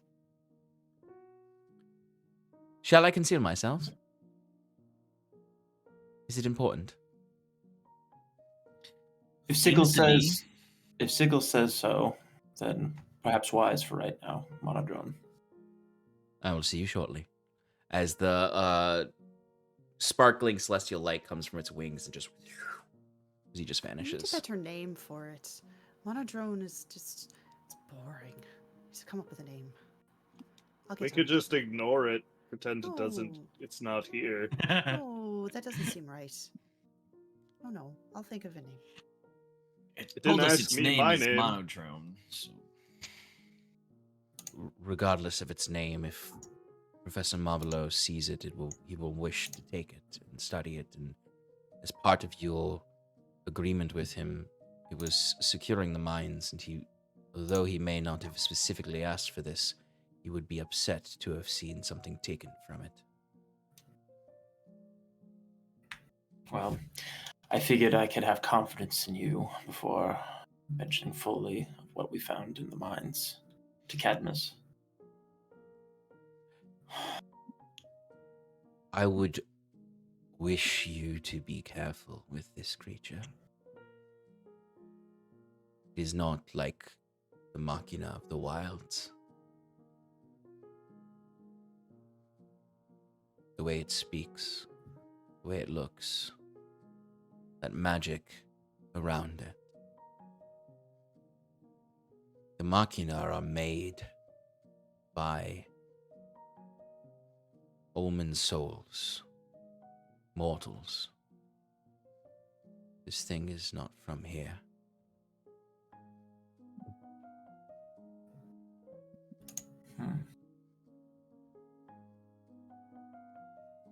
Sorry, he said that they're made from Almen. mortal souls? I said almen souls, mortals made the machina. Gotcha. Almen being a catch-all term for a sentient species. Creatures that are perceived to have souls. Humans. Elves. Playable races, one might say. Gotcha. Instead of human. Yeah. As the College of Humanities. I understand. Septimus will kind of just have like a puzzling, thinking look on his face at that. I understand you to be someone on the edge of experiments. As he looks past you, Septimus, to the arm on your back. And this university, this academy, is filled with those of the same persuasion. But that is an entity from beyond. People on the streets won't think twice, necessarily, when they grow comfortable with something like this, as the streets of Halcyon can contest with the machina that walk those streets. Hyvin might feel a little bit differently about it, and those here will seek to study this creature. A greatly disruptive presence it would have, the academy.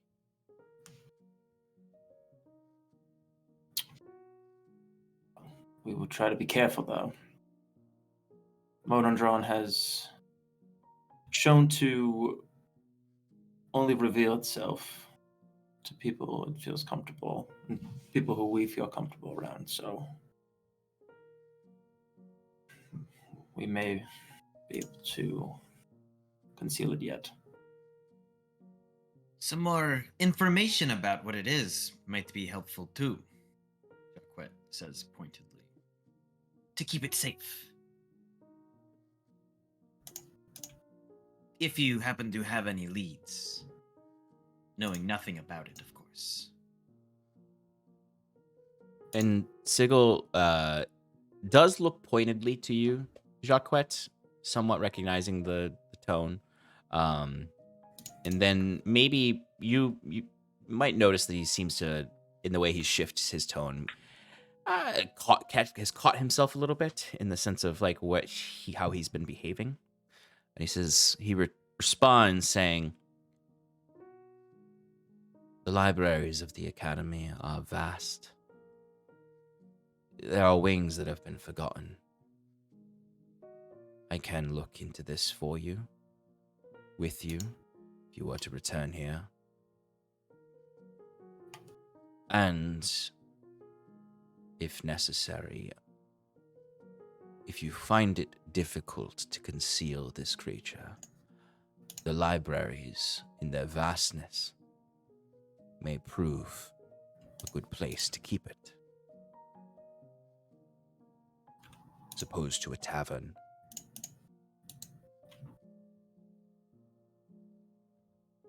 Are we really comfortable with leaving this thing in a library where it can absorb the most knowledge possible? I'm saying this at a lower tone, but to like Septimus without like trying to make it so the Modron doesn't hear us, but I don't really know where the Modron is right now, so Yeah, I mean, it's certainly a situation where, like, you all don't really know how to handle the monodrone. Like, it could be standing right next to you still. You don't know exactly what it does when it vanishes.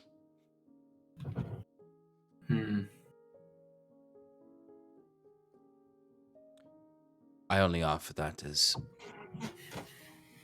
a gesture of goodwill towards our partnership in our endeavors.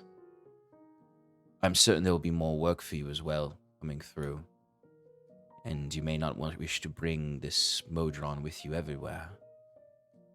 And to leave it in the care of a tavern keeper or a farm hand seems less secure than my halls.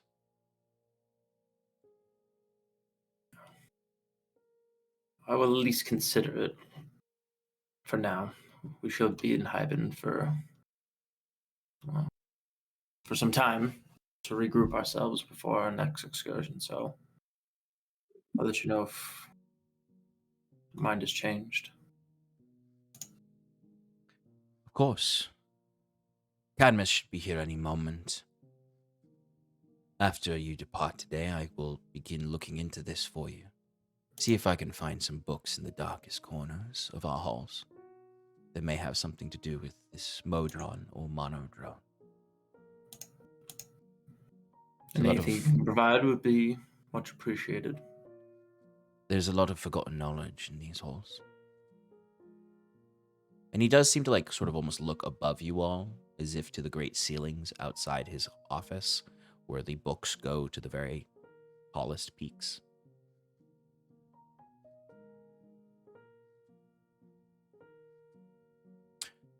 But, if you have anything else to discuss in private before Marvelo arrives, now would be the time to do it.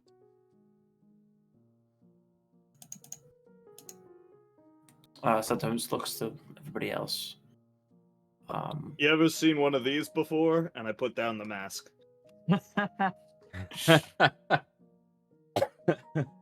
And as the mask comes down and it's like a horrific visage, there is like a like everyone experiences this. Like it's there's no mechanical effect to this, but when the mask comes down and appears in a very quiet space where there's not waves going and a battle going, there is this very quiet, like almost screech underneath the air, like a sound of something screeching to occupy space and create the fear effects of the mask. Like you all would feel a tremble over you as the mask comes down, and there's just sort of this underneath the ambiance. Underneath the piano. Underneath the piano, yes, exactly. He would look upon it, and he would step up to you and sort of analyze it. He himself wearing a mask as he comes up. Just two masked bros looking at each other. No. Who knows what we're looking at? Exactly. He looks at it and he goes, I'd need more information about where you acquired this. There are many cultures with ceremonial masks as part of their religious rites, war. Your guess is Class. as good as mine. I just figured if anybody might have seen it before, it would be a a researcher such as yourself. I must say a lot of my work over the last decades involved elemental magics and less so antiquities and anthropology. I put it up. I take it off. But similarly, of course, my libraries are at your disposal.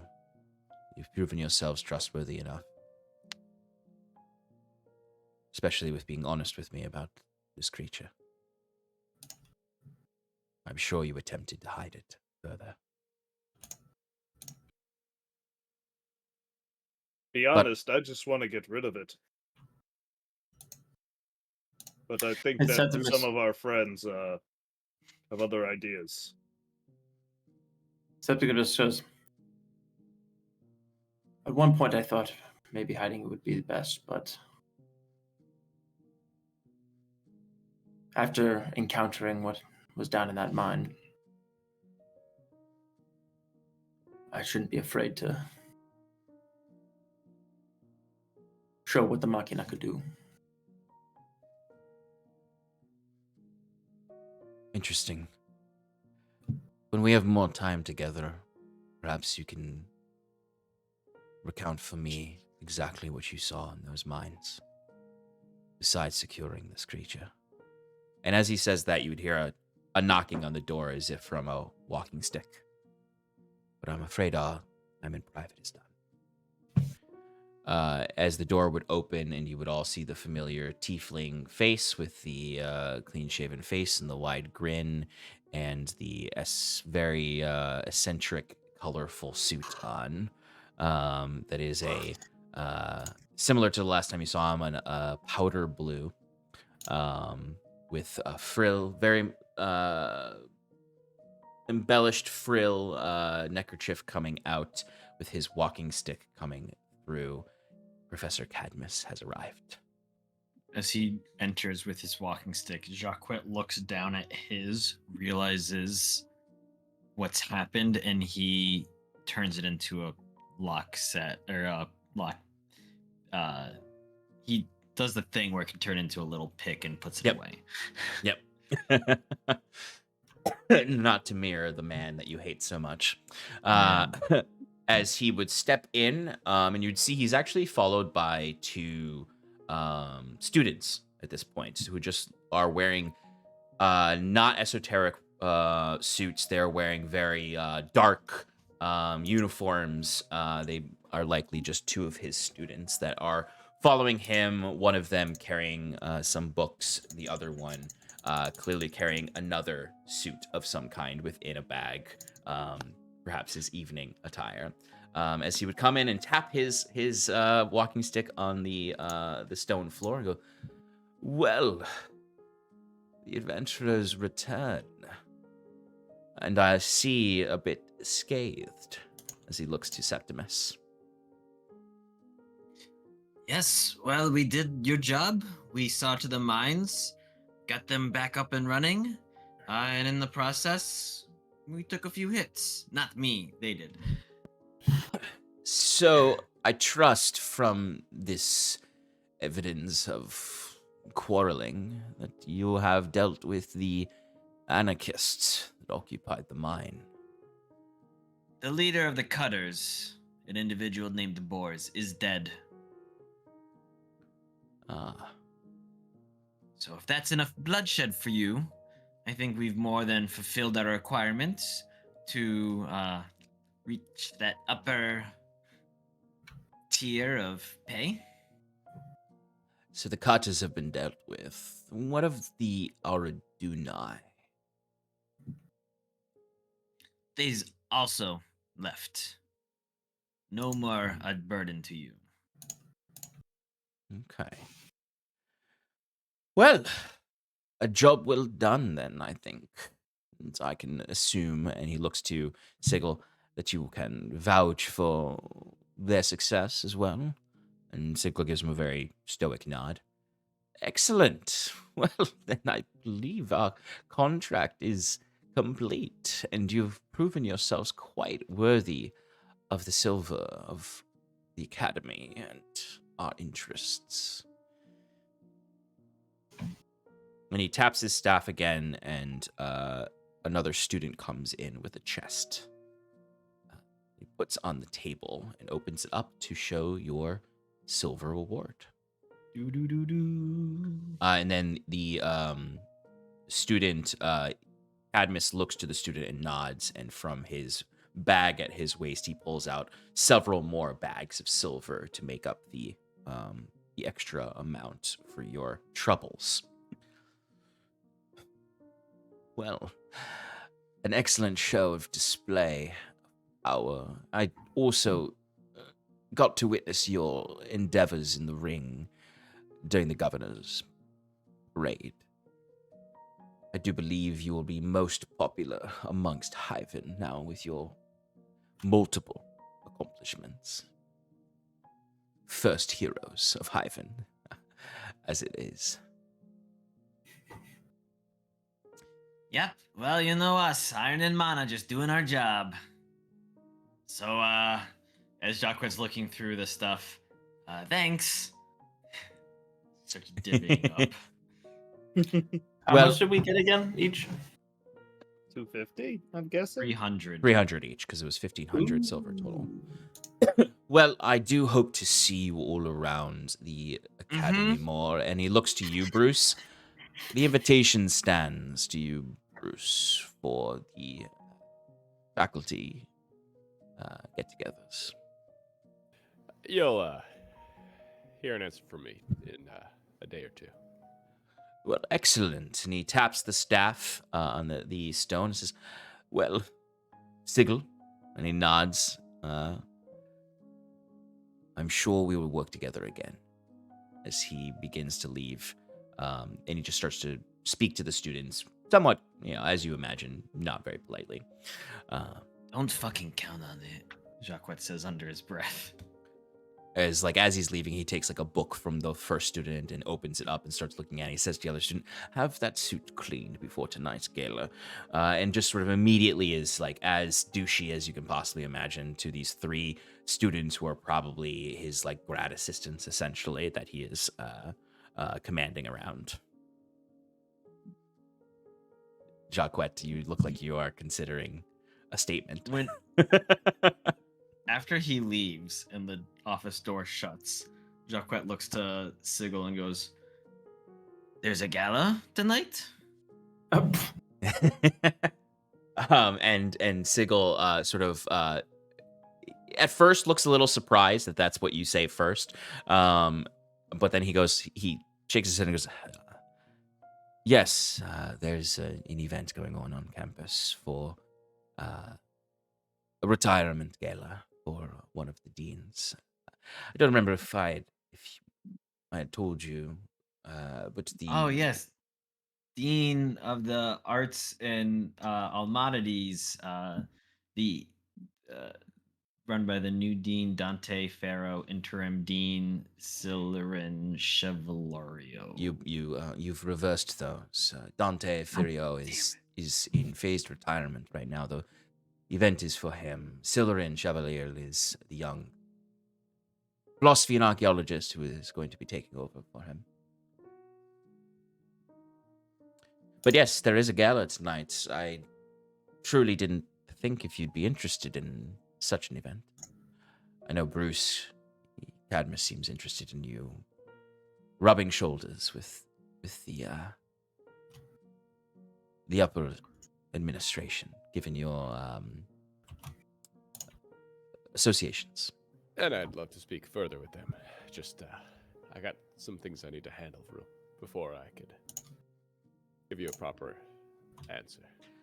For me, I am very much so not a socialite. Don't like to go to these galas. I tend to prefer to stay in the library when I can. But I'm sure I can speak to Cadmus about getting you all in. Septimus jumps in with looking at the large amount of silver that was just dropped in front of him, and he's getting 300 worth of it, which is more than he's ever seen in his life, and he's got some good cash now.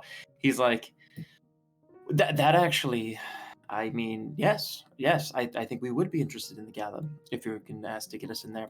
I mean, we are the adventuring party of Hyvin, Hyvin's heroes. What better way to advertise our services than meeting and brushing elbows with some high people at the academy? As he like looks to Jaquette and like, Jacquet is a little taken aback by how Yeah. excited Septimus is, but Yeah. Jacquet's like, yes, no, precisely so, my friend.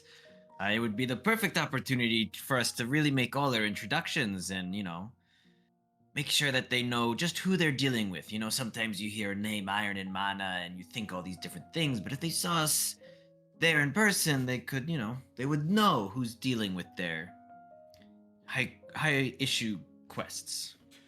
And I imagine, I don't imagine, I'm saying it's happening. You look at Sigil and maybe Sigil even makes eye contact with Bruce almost to be a moment of are they serious? And he goes, Bruce doesn't say anything, but he nods. Yeah. Yeah. And Sigil's like I said, these harsh events are not for me, but if you are interested, then I will go and speak with Cadmus this afternoon and see if we can get you all on the list. You could mark my name off. I'm not interested as well. Of course, I would probably advise if you're going to present yourselves, if you can all go together, it might be good for your advertisements, but also I understand that you may not, as I too feel, the social event might not be for all of you. Do I have to wear some frilly clothes, Yes, gloveless? You don't have to dress as Cadmus might or Jacquette, but you would probably wish. And Sigil does look at Fearn, and Sigil's never been very judgmental of what you're wearing, but he does look at Fearn and goes, that may not be as appropriate for such a gala. As he looks to your furs. He looks to Septimus, his blood tattered rags where half his arms exploded off. He actually quickly does a quick scan to Fearn, to Septimus, to Sass, to be like, you may wish to clean up. Although, truthfully, and he looks back to Fearn, these sorts of socialites are always very interested in spectacle, and they are sometimes insensitive and might look at you as a marvel of some sort, a oddity. As he looks to the three of them again, who are not from more put together parts of society. This is actually in my character sheet, Sean. There's a thing for Far Traveler that says "All eyes on you." Yeah, essentially is what he's insinuating is you, Fearn might be able to get away with it as an oddity from the far north, where they'll be very annoying rich people being like, oh, look at the tiefling from the north. Look at the runes on his shirt. Is that a shirt or some kind of vest of fur? Well, I don't think there'll be anything. I gotta make all my clothes need to be custom made, and I don't think there'll be anything that I could get in time. I might as well just go with what I'm wearing if I'm going at all. Well, regardless, I will see to if I can get you 5 invitations to the gala. And I will also spend the afternoon looking into the research that you're looking for. If you have time, you can come by again later today or tomorrow or anytime this week to pursue these researches. It's helpful if you can put any of your earned silver towards research assistance to help. It will increase your chances of finding something within our halls. Above table, that is the DM saying the downtime research does increase. You can spend silver to increase your chances by adding up to +6 to your roll by spending 50 silver per week of research. What if we had a friend that really wanted to research celestial mechanics or something? That would help. You would get a free +1 essentially. Cool. You basically I know would. a guy. You basically would I know a not. guy. Instead of paying a student to do it, you would just get that guy to do it. Yeah. Oh, Professor, I'm sorry. I must have dozed off. I too had something that I wanted to research, and you might know something about it actually. With, you're not wearing it right now, but you had the seashell mask before. I'm interested in uh, beings and from the depths or elsewhere, and I kind of just like put my hand over my cheek, like it's like to kind of like cover its ears, that deal in names and memories and taking them. And he looks you, and you can tell that he is he's insight checking you, basically, Yeah. and is scanning you, as he would say, "Well, I'm certain that we would be able to find some text for you to research." Immediately off the top of my head, though, from what you're saying, it sounds as though, my dear, if you are dealing with such a force, you're dealing with something fey in nature. And given the last 50 years of history, you're dealing with something fey in origin that has not presented itself honestly to you. It can be a very, very dangerous creature. Something seely, something potentially even touched by some rot. Do I know what any of this means, what he's saying? No. Great. So I'm just kind of like obviously Shannon does, but I'm kind of just like slowly nodding. Right. Dangerous. I'm no stranger to that. Yeah. So yeah, I kind of, never mind. Anything you've got, yeah.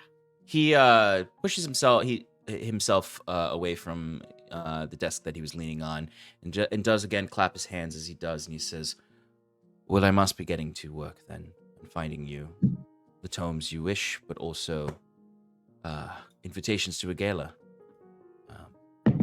But we can meet later today or on the morrow to discuss the research further and finding you what you need. For now, I have work to do, and you have silver to organize.